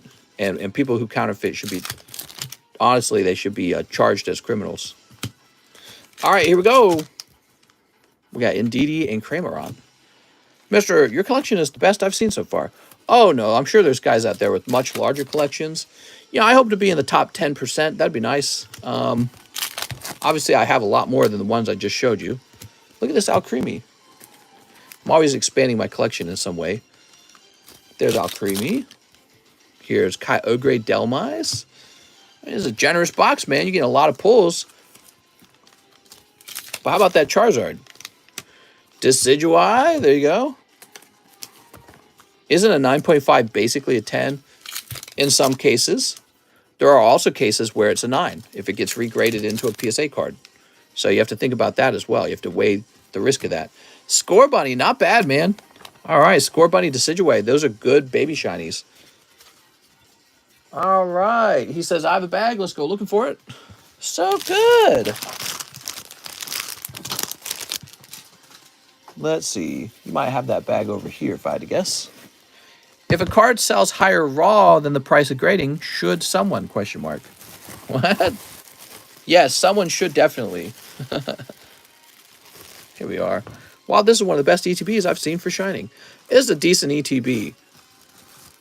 Obviously, it can get a lot better if you pull the Charizard, actually. But look, he got Lapras, Score Bunny, Decidueye, Kyogre, and Alcremie. Not bad. Pretty fair. Suicune would have been nice. All right, who's next? We have an order from Ethan Murray, 2 Live Customs. Ethan Murray. Okay, we got number 1 and number 2. Full face guard. I'm sorry, Ethan Murray. Those were real cold. Ethan. Now we have Nick Dennison. He says 3 Chilling Rain and a live custom. Pre-appraisal of the Rainbow Rayquaza in my bag. Can you also give me a quick scan of what's in the bag? All right, you got it, man. Whoop. Oh, look at that. There's the hit. 59, and it's got check marks next to it. That means it's good. Oh, lovely, man. You're pulling PSA 10 XY Evo's Machamp. So, I don't know his PSA 10 rate, but he's like all the other holos. He very rarely grades 10.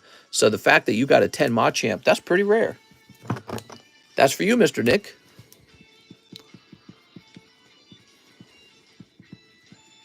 Can you send me your Japanese Rayquaza? Oh, definitely. Nick's like, damn.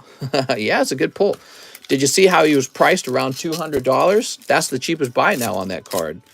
If a raw card sells more than the price of getting it graded, would it be a no-brainer to send the card in to get a grade. Oh, yeah, the way you're pricing that's really confusing. Your question is, how much should a card go for you to decide to grade it? You know what I mean? So obviously you don't want to grade an energy card, but maybe if you pull Charizard, you should get them graded. You know what I mean? And there is kind of a break-even point, and I would avoid the break-even point, because the problem with the break-even point is that you're working for free to break even. So you can't be sending in cards that'll give you break even. And then even when you go a little bit above the break-even point, even that's not worth it. You know why? Because you might not get the grade that you want. So you really should only be sending in cards that have a clear, higher premium after they're done grading. So you need that higher premium or it's not worth your time. Let's see. Unless you're like me, you send in every single card. Anyways, I used to be that way. Nicholas Dennison. Mr. Nick, I feel like we just had your bag, didn't we?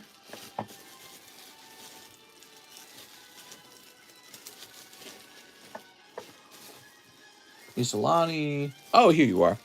What's the best way to contact you about buying slabs? I have some high-end vintage that I'm asking a pretty penny for. How's it going, Christian? I always have an interest in high-end vintage. Best way to contact me is on Discord or Instagram. I have to warn you, I'm so swamped with messages that I do struggle to respond to them all. And oftentimes this guy's wanting to sell me a card. He's Arctivish. So if you can try to get a lot of the work done ahead of time, regarding that, like, what price are you wanting to sell it at? Why is it a good deal? Why should I bother, Here's Cricketoon. He's kind of ugh. Yeah, a little horsey. He's so cute. Red deck horsey. Oh, that's nice. Orangaroo, Dragonite. This is way off center. Jolteon's kind of nice. He looks kind of nice. And there's that Rayquaza and Stormy Mountains. So, Nick, this is what you wanted to know about. Okay, my first impression, he's slightly thinner on the bottom. Ooh, it's close. I think you got a shot at a 10 on him for sure, man. Send him in. How about Stormy Mountains? No, this is fat on the bottom, so you would not send this one in, but send in the Rayquaza. Now, how about this Jolteon? Yeah, he's not bad. He's a bit off center on the back, though. So this one looks good on the front, a bit off center of the back. That means avoid CGC, because they grade harsher on the back. This is quite off center. Oh, that's too bad. Very off center. So this will grade probably about 8. Here is Drapion. A little thinner on the right than the left, but hardly a difference. And Arctivish, which you probably won't grade. I wouldn't bother with. Don't even bother with them. Even if you graded 10, he's not going to get you any money. Don't bother with them. He's not a good card. I don't know why I put him aside. Nick! Maybe one day people will care that much about that card, but probably not. We have Ryan Diaz, Rainbow Rayquaza Slab. This one, right? So, what, are you wanting me to put him into SLAB-AWAY? Ryan Diaz, I assume you're having me put this into SLAB-AWAY, right? Is that what's going on?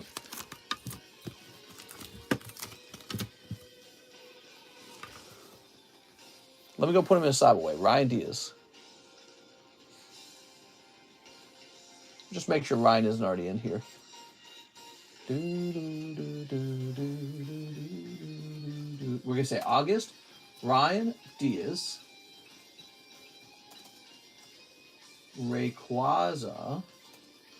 100. All right, you got him. He's all yours.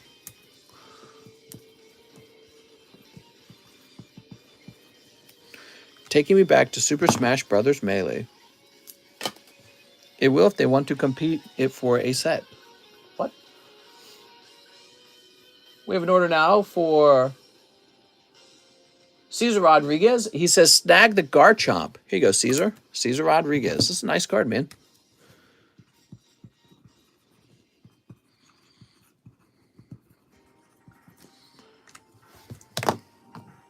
I might have 2 of those. Give me a moment.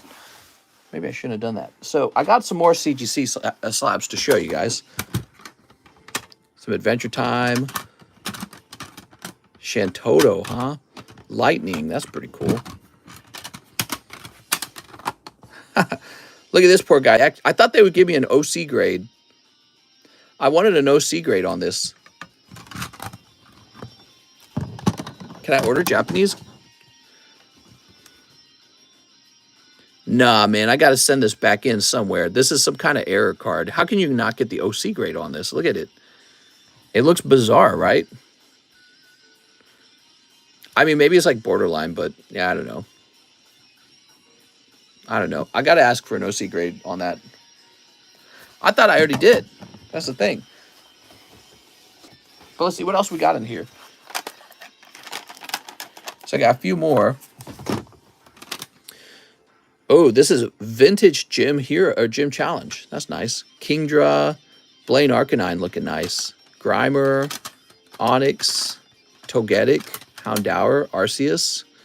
Somebody asked for the Arceus. Mister, how much for that Arceus?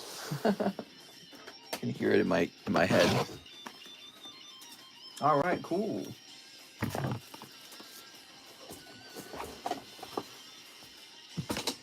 I thought I had another Garchomp. I guess not. Stay strong, Justin, says Luke. No, I'm afraid I don't have any of those Entei. How many spots left for the fossil break? That gorilla looks crazy. Can I order a PSA 10? Where are all the dark sand slashes, though? Mister, how much for that Arceus? I don't know. But aren't all the cards that are off-center considered OC? I know. Mister, how much for that Arceus? Here we are. How much for that Arceus, man? Entei's mine, says Coeli. Hey, mister, does the vendor roll renew itself, or do I have to do it? I think it automatically renews itself. It's a subscription-based model. And so every month, you will donate a $6 for the subscription vendor roll. And so if you ever stop selling cards, you might want to cancel that roll because it's no longer good to have. And there is one upside to it. Let's say you're not selling any cards. Well, every month there's going to be a new giveaway for the people who have a vendor roll. So even if you don't, even if you don't want to sell any cards that month, maybe you just want to be part of the giveaway. You guys know the vendor giveaway this month. Where'd it go? Oh, there it is. The vendor giveaway this month is this PSA 10 Neo 2 Espeon. Really beautiful card. So for $6, you have a chance to pull this card for yourself. I don't think that's too bad. Going back to work. Have a nice day, Mr. Quelly. All right, let's see what we got. So this Rock is Zapdos.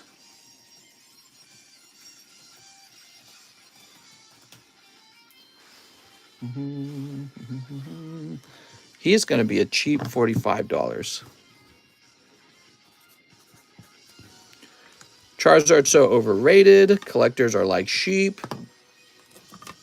Here we are. Here's Lightning. I don't agree. I like Charizard. It's like saying, why do people like Pikachu? I don't know. They just do. Can't stop people from liking what they like, man. If it wasn't Charizard, it would be some other Pokemon that everyone likes the most, and then you would be calling them sheep. You'd be like, oh, you like that, huh? Freaking sheep. Like, let's say Blastoise was overwhelmingly the most popular Pokemon. Well, you'd be calling them sheep for liking Blastoise. So, it's just a naturally occurring event. No reason to get angry about it.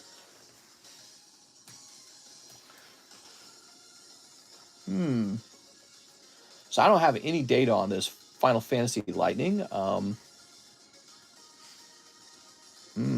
Yeah, I don't know what to price this at. It's a pristine as well. So,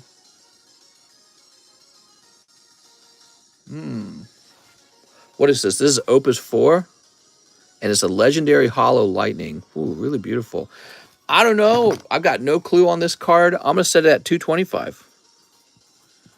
It's the legendary Hollow. Let me show you. So there's the L. So the L suggests this is the top rarity. And then not only is it the top rarity, which occurs less in the box, even for hollows, it is actually a hollow. Usually in a box, I think there's like 2 hollow legendaries. Not bad. Now the Arceus, I don't know on the Arceus. Let's go look this up.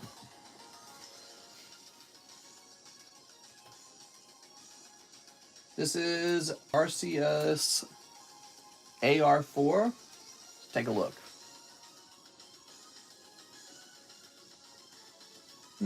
Interestingly, there's no 9s for sale. It goes from 8, PSA 8 being like 90 bucks to PSA 10 being 750 bucks. Let me check the solds.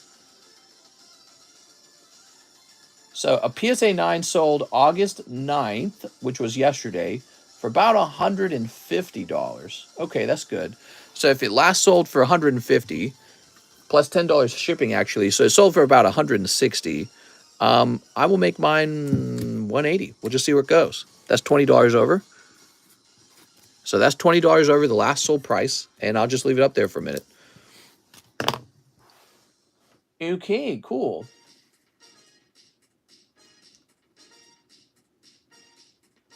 So, oops, we've got Coeli Jimenez, 2 POKEBRUHS. Coeli Jimenez. Sent for it, mister, says Danny. Whoa. Are you ready? Coeli's got Mr. Rhyme, Orbeetle. That's cold. And, oh, beautiful, man. All right, you got Espeon Deoxys. That's a hit from Tag Team. Nice, man. Good thing you bought 2 of them, because if you bought 1, you would only got a cold pack. So Coeli is... Here he is. I have to sell some of my Pokemon to shop tomorrow because I mismanaged my money. Oof. If you guys are ever in a situation where you're like that, where you have to sell your cards very quickly because you're in a crunch, and you don't have the card to go through an auction, or you don't have time for the card to, you know, maybe like sit there and buy it now for a long time because maybe there's not somebody biting at it, contact me because I can cash you out like that if the price is a nice price. So that would be like an emergency purchase. Okay, I've helped. I guess I've helped quite a few guys that way at this point. You know, we had a big round of cards not that long ago. They were CGC slabs as well, and that was a guy who I was helping sell all the cards quickly too. Eric Odie, he says, I have a bag, 1 Topps Nintendo, 1 Battle Booster. Okay, 1 Battle Booster. Here we are. So, you know, nobody ever expects to sell their cards on a loss, but let's say some emergency shows up and you just don't have the cash. Well, if you need emergency money for a purchase of Pokemon cards, not for a purchase, but you need somebody to purchase cards from you as an emergency, reach out to me. I'm here, okay? I have money sitting around just to do that. 1 Star Wars Galaxy 3. Here we are. Cash me out, mister. All right, here we are. Don't think I got anything you might like. Oh, I gotcha. All right, here we are. For your advice, your blessing, if we have to sell our cards, mine are all graded and factory sealed. Yeah, it's always better to have some practice selling cards on something like eBay so that you're able to put them in auction. And then if you need emergency money, you can always put them in auction and try to get them sold within a week. Now, I do have to say this, though. So let's say you're relying on your cards selling in auctions for that emergency money, right? Well, what happens if a whole week goes by and the person who bid on the card doesn't pay for the card? That becomes a huge problem because now you got to send it back in for a whole nother week. And at that point, it's really not emergency money at all. All my cards are open, not sleeved, and I'm in a humid room. Oh, my God. You're giving me a heart attack. I'm kidding. Maybe that Moltres, but I'm also thinking to keep it to raise its value. There we are. Any Dragapult slabs? Dragapult. Yeah, we did have a Dragapult slab. Where did it go? Did it already sell? We got Super Mario. Here's a link. Wow. Linda. Yay. There we go. Never take a payday loan, says Sultan Gamer. Well, I wouldn't say never, but make sure if you're doing it, it's your last resource, your last option, and make sure for the love of God that you pay it off on time and that you don't accrue any additional fees because that's what they specialize in, is making reckless loans to people who are in desperate situations. But if you're not so desperate and you're not so reckless, you could probably use a payday loan and then there's going to be a fee, but as long as you pay them back on time, there won't be any additional fee at least. But yeah, you know, in general, you wouldn't want to ever have to be in that position to take a payday loan. But obviously, people are, or else that company would just be out of business, correct? So somebody's using that service, and somebody's definitely using that service, and they're sticking around and making cash, or else they'd close their doors. They wouldn't want to be in business anymore. So it's a fascinating thing. I've thought about being a Pokemon pawn shop where you could send me your card to hold on to. Like, let's say you had a $4,000 card and you wanted to borrow against the card. Well, you could store it with me, and then anytime you wanted cash against the card, I could loan that money out to you, and then you would have to pay it back, or else I would repossess the card. All right, let's see what's next. Coeli Jimenez, 1 box of Shiny Star. Ooh, let's see. Ooh. Not the chocolate milk, says Mudkips. I think the problem with the concept like that is then I would be tasked with protecting the card, which I think I can do that pretty well. How do we go about selling cards to you, says Casey. Well, Casey, you got to contact me and tell me why I should be interested in the order, because I get quite a few offers each day, and a lot of people, when they make me an order, they just kind of say, do you want my cards? And that's as far as they go. Try to pitch me try to sell to me, be like, hey, I think you'll be able to make money on these selling them for me because I don't feel like selling them, or something like that, Or let's say you have a really rare card that I might actually want to add to my prestigious collection. Then you have to show me that card off and be like, here's the prices, and you know what I mean? So it just depends. And there's a very common pattern where people take a bunch of junk slabs. They're not very good. It's real obvious. And then they want me to buy them pretty close to the market price. And it just doesn't make sense for me to load up on them. I'm like, well, I could just go take a load of raw cards and send them off and turn them into junk slabs. Why wouldn't I just do that? You know what I mean? Because then, at least in that case, I might actually get some pristines or perfect grades or something like that, right? Senna Scorch already. Oh, man. There we go. Garuki. There we go, Garuki. But yeah, obviously there's a price point where I'm going to look at it and go, all right, I have to buy that from you because I would be a fool not to. There we go. Weird question. Do you have Power Ranger packs? Ooh, there's a Charizard. Nice, man. Okay, Charizard. Sandaconda's coming out. He's not particularly good either. Grookey's nice. Mister, remember when you bought all my raw cards and they turned into 9s and 8s? Yes, I learned a valuable lesson from that. Sometimes you buy a raw card and it's a great raw card. Sometimes you buy them and it turns into a loss. So I learned a lot from that, because I remember when I was buying them, in my mind, they were going to grade really well. And that's just not true. You don't know what they're going to grade until they actually come back from grading. Sometimes you get a card and you think it's nice and you send it off and it turns into a PSA 6 because it turned out it had damage on it and you didn't see it at first. Oh, there we are. John Doyle asking, please, if you want. I purchased Zapdos and reserved the Arceus. There we go. I think somebody else reserved the Arceus. Okay, here's 2 hollows. Eternitas. Very nice. Okay, there's Zapdos. Oh. Boop. Boop, boop. Drizzle. Sometimes you buy raw and sometimes you buy protected. So you have to weigh the odds. Only 2 graded 10 cards that I have is a Pokemon Celebration Blastoise. Well, here's a great example of a card that I do stop and I buy it already graded. So one of my most recent card acquisitions was the Southern Island Mew 10. What are the odds I'm just going to find another Mew sitting on the market that's going to turn into a 10? Probably not a very good odd. So I'm kind of in a situation where I'm just going to go buy the 10. There's no point trying to grade it for myself. I'm starting a PSA 1 collection. Do you have any ones? No, I'm afraid I don't. No ones. All right, and that's it. That's the whole round of Shiny Star. Oh, Mr. Coeli, if only they were hotter.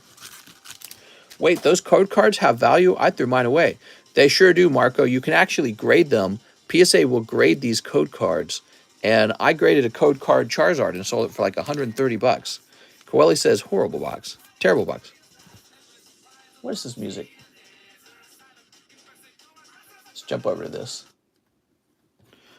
Donate VMAX and hollows. Okay. I can do that.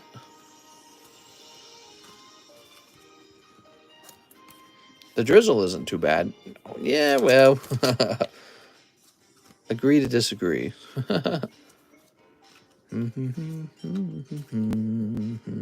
Thanks for that info, mister. I bought a PSA 10 and got a PSA 9. Wow, thank you so much. But hold on. I want to make sure you get this Gengar and this Suicune, okay? I saw those go by, and I don't want you to miss them. I bought a raw Japanese Neo Lugia for $50 in the peak of the hype a year a bit ago. Thought I was getting a steal. When it came back, I looked at the holo, and a kid had traced around the Lugia. Oh, my God. That's sad, man. How many God or error packs you open? A whole bunch. I'd grade you a 10, mister. Aw, I'm more of an 8.5. Here we are, Coeli Jimenez. If you donate VMAX and holo, what are you left with? I'm confused. Well, he's left with all the hits. And he's realizing that the Vs are almost the equivalent of a holo card these days, especially when every single pack gives you a guaranteed V, which is exactly how holos work too. So now you have a big order with Mr. Kevin Dutton. Hey, mister, I'm going for the alternative art. 24 Lost Abyss. Can you call me Kevin? Oh, Mr. Kevin. Here goes, Kevin. 1, 2, 3, 4, 5, 6, 7, 8, 9, 10, 11, 12, 13, 14, 15, 16, 17, 18, 19, 20, 21, 22, 23, 24. There we go. I would have been a 10, but my hairline makes me a 7. I've never actually bought any graded cards. I just can't figure the prices. Like, how do you know it's worth it? Is there a company that grade Pokemon stickers? Yeah, PSA will grade Pokemon stickers. I think most of them will. I'll grade Pokemon stickers for you right now if you want. What types of cards should you send to CGC or PSA? Good ones. Can you open up the new McDonald's Pokemon cards this week? So there's new McDonald's cards. Can you tell me more information about them? Do they look different from the other set that came out with McDonald's? I just sent you my cards with pictures on Instagrams. If there's new McDonald's cards that are a different design than the ones that already came out, I've definitely fallen behind because I haven't ordered any. Different foil pattern? Oh, man. Oh, man. I don't want to order McDonald's. Nothing too special, says Rec. Kind of similar, different foil. Is that it? It's just a different foil. What's considered a hit? Most V are like full art. Here we are. I don't think I want to stock up on any more Pokemon. McDonald's is what I meant to say. We got some McDonald's Pokemon as it is. They're rather nice. And the McDonald's cards are the same copy. Gotcha. You know, I feel like that would not be something good to collect, guys, because it's just a reprint of an already existing set. I would go for the older rounds. Last McDonald's were hella decent, to be honest, for McDonald's sets. Oh, yeah, definitely. Cold. You want Halloween cards? Me too, mister. Give me them Halloween cards. I just want the 5 hollows. Wow, so far just an Aerodactyl. That's pretty cool. What's your favorite starter? Abra. Shoop. I want the Glob Glob from Bellsprout. Ooh, Bellsprout looking fine. Bellsprout keeping his figure, man. Real thin. Excuse me. I love your way of pushing cards up in the packs. Never seen people do this. Nice move. It's the push-up style.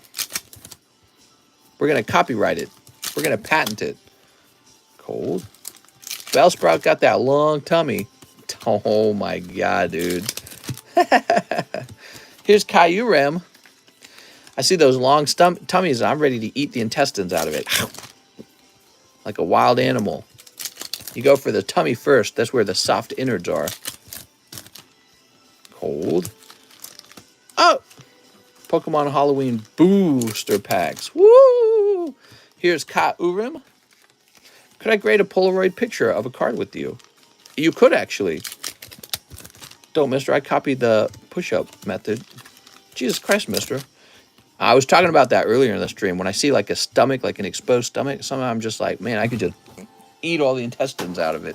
Nom, nom, nom, nom. Just get that natural hungry desire. My kitties are all sprawled out on the floor. And I'm like, man, I bet I could just eat them alive right now. So, Kevin, dang it, Kevin. Kevin, I think last time you got 2 hits, right?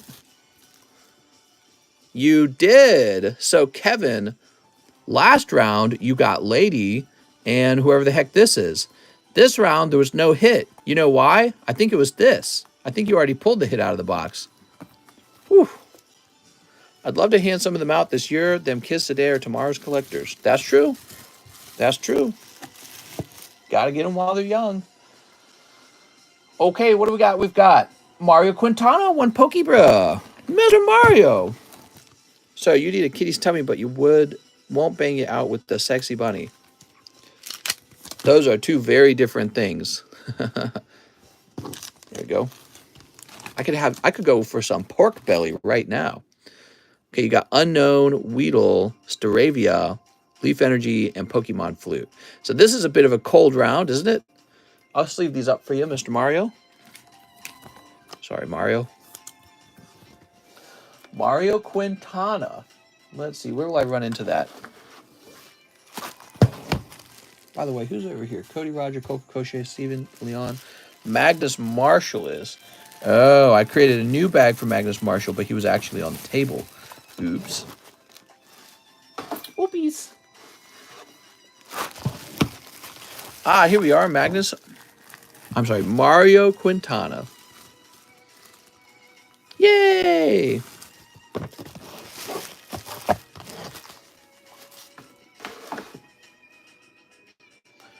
Long live Magnus the Great. Now we have an order for Ryan Diaz, Zapdos Slab.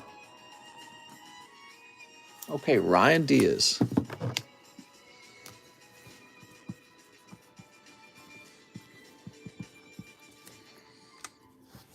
Do you still have the slot machine slab? I believe I do. So I got a lot of hollow. They have no value? Yeah, for the most part. Danny Adams says, SLAB-AWAY the Arceus. You got it, Danny Adam. Mister, can I get a Pika? Pika! Do you have any thoughts or experience on sending BGS 9.5 cards to PSA for cross-grading? I'm going to get experience on that because I have a whole box of cards I want to cross-grade over to PSA. I just haven't done it because, you know, I'm real patient, guys. Sending cards into grade, it's never a race to do that. You want to always send your very best stuff and make sure if it seems to be high price, might be time to just cool down, let them get through their backlog and wait for them to run out of things to grade. When a company runs through their backlog, they're definitely going to reduce their price, in my opinion. Okay, here we are. They have to in order to stay competitive and in order to get new work for their workers. Arceus 180. That's Danny Adam. I don't think the Halloween set is a good idea to buy because some of the cards are a reprint. We'll probably grab it. So, but I want to show you guys some cards I'm going to send to PSA for a regrade or a cross grade. I got some cards.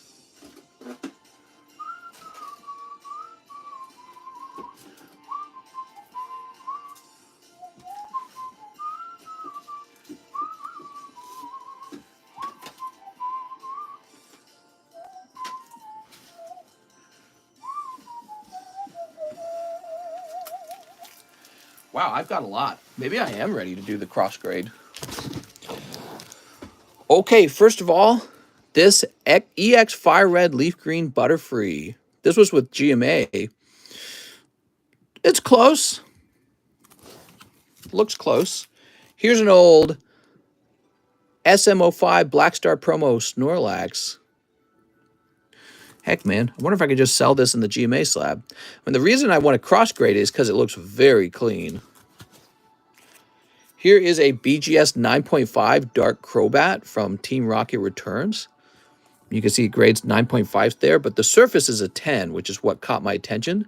So with the surface being a 10, it might have a shot at the PSA 10. Here is this is an SGC Dark for Alligator from Neo Destiny. Gosh, I don't even think I need to regrade this. I think I could just sell it as is, as an SGC. It's a great looking card though, real well centered. Here is Polyrath from Unseen Forces. I think that's a fantastic card, and if I could regrade this into a PSA 10, I think that would make the value up. But, you know, actually, I'm tempted to just sell these as is. Yo, mister, I had the Snorlax, but I traded, says Bob. Oh, no. Look at that. Brock's Rhydon 10 first edition. Definitely tempted for the regrade on this one. It's looking real clean, too. How about this? Here's Pikachu from Pokemon Rumble. Very cool.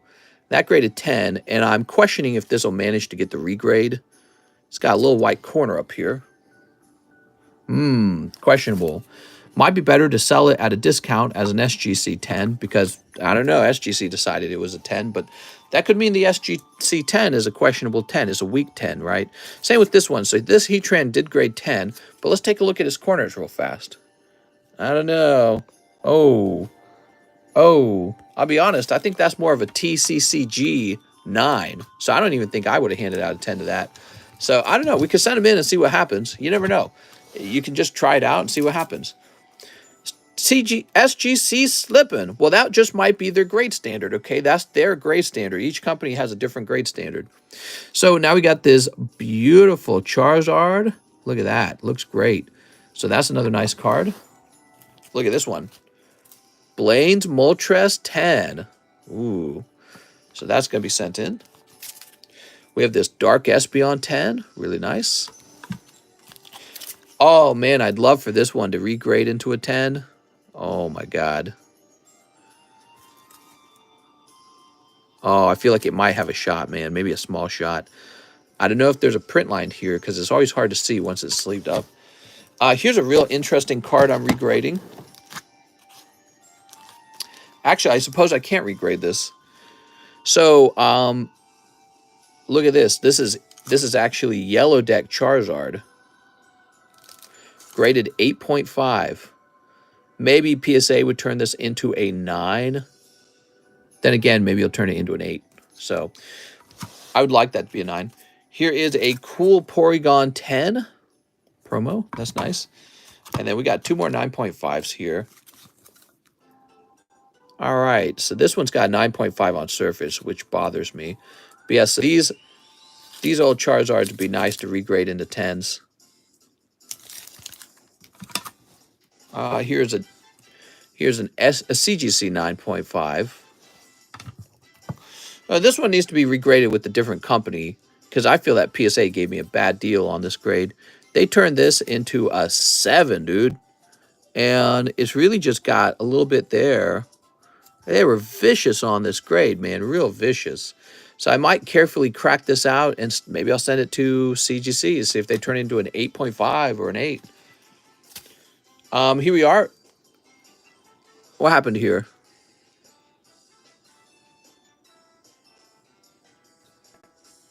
Oh, Sabrina's Alakazam. This is base set Alakazam. So this is not to be regraded. These are error cards. This one's been crushed. And this one's been crushed as well.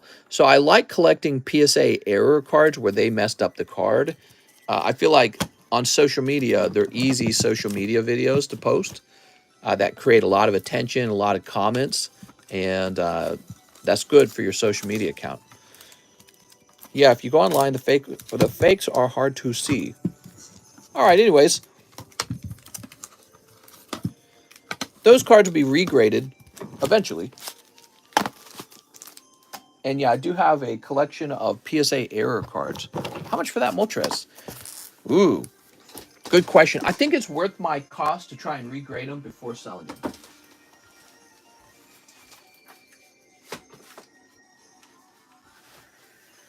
Many of those are a long shot for turning into PSA 10, in my opinion. But some of them might not be. Who knows? Okay, who's next? We have an order for Ryan Diaz, Arceus slab away, please. Oh, you missed him. I'm sorry, Ryan.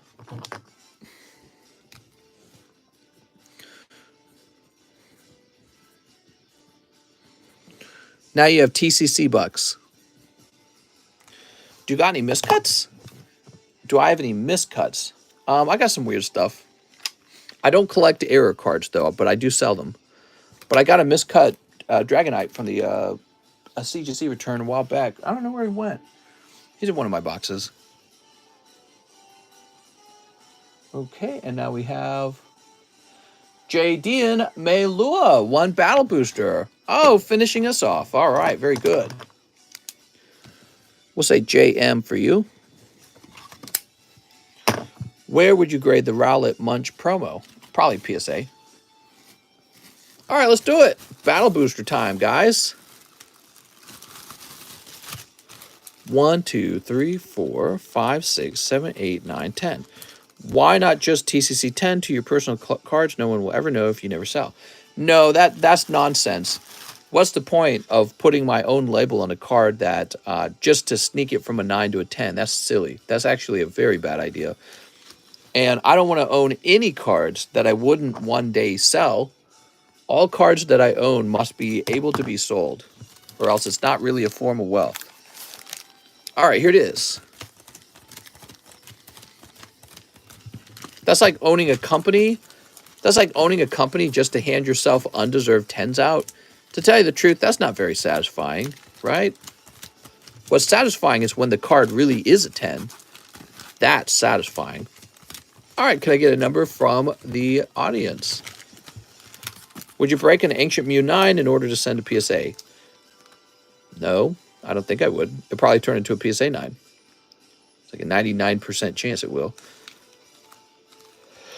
5. 1, 2, 3, 4, 5. Let's see. Marcos Rojas. Oop. Joey Barton. Nope. Joey Barton, but a second time. Ah, sorry, Joey.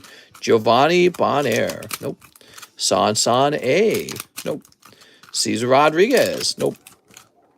Tyler Nix. Oh, it's going to be Tyler Nix. 1, 2, 3, 4, 5, 6, 7. Yep. Very nice. Tyler Nix, congratulations. Now we start a new battle booster. Yay, yippee. So Tyler Nix, write him down and we say box, like that. If a card is miscut, does it still get graded? Oops. Yes. Are you talking about with me? Sometimes we can't, because it depends on if it fits into the slab. We've had miscut Topps cards from the 1989 era, and they don't fit. So we would need to design another slab in order to get it to fit. All right, we got Yu-Gi-Oh! Card Shop. 1 Diggy Diamond, 1 New Awakening. All right, very good. 1 New Awakening. Where's that Diggy Diamond?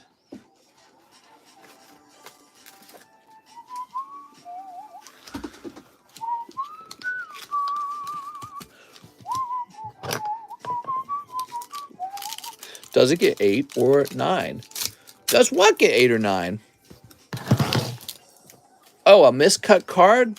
Ooh. That is something I've talked a lot to myself about. I kind of want error cards to be capable of obtaining a 10 with me. I think the way it should work is the error allows that aspect of the card to be ignored. And so the rest of the card is graded minus what's being ignored. There we go. Yu-Gi-Oh! Card Shop. You got a bag way back here.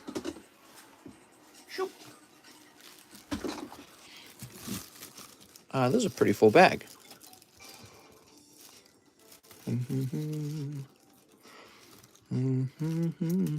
got Gamamon. How nice.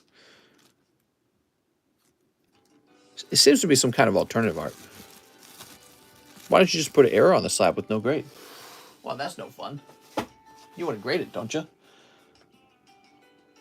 All right, it looks like we're done, guys. No more orders. We are all done.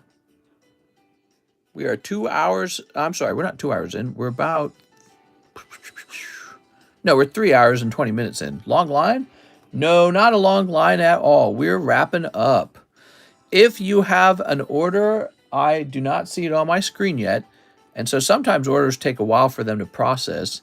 And so if you're still waiting, I'm about to order, says Imagine Youth. Is a hollow mill tank any value? No, no. Let's stop for now. I'd like to stop and hop off for the night. It's been a kind of slow night, okay?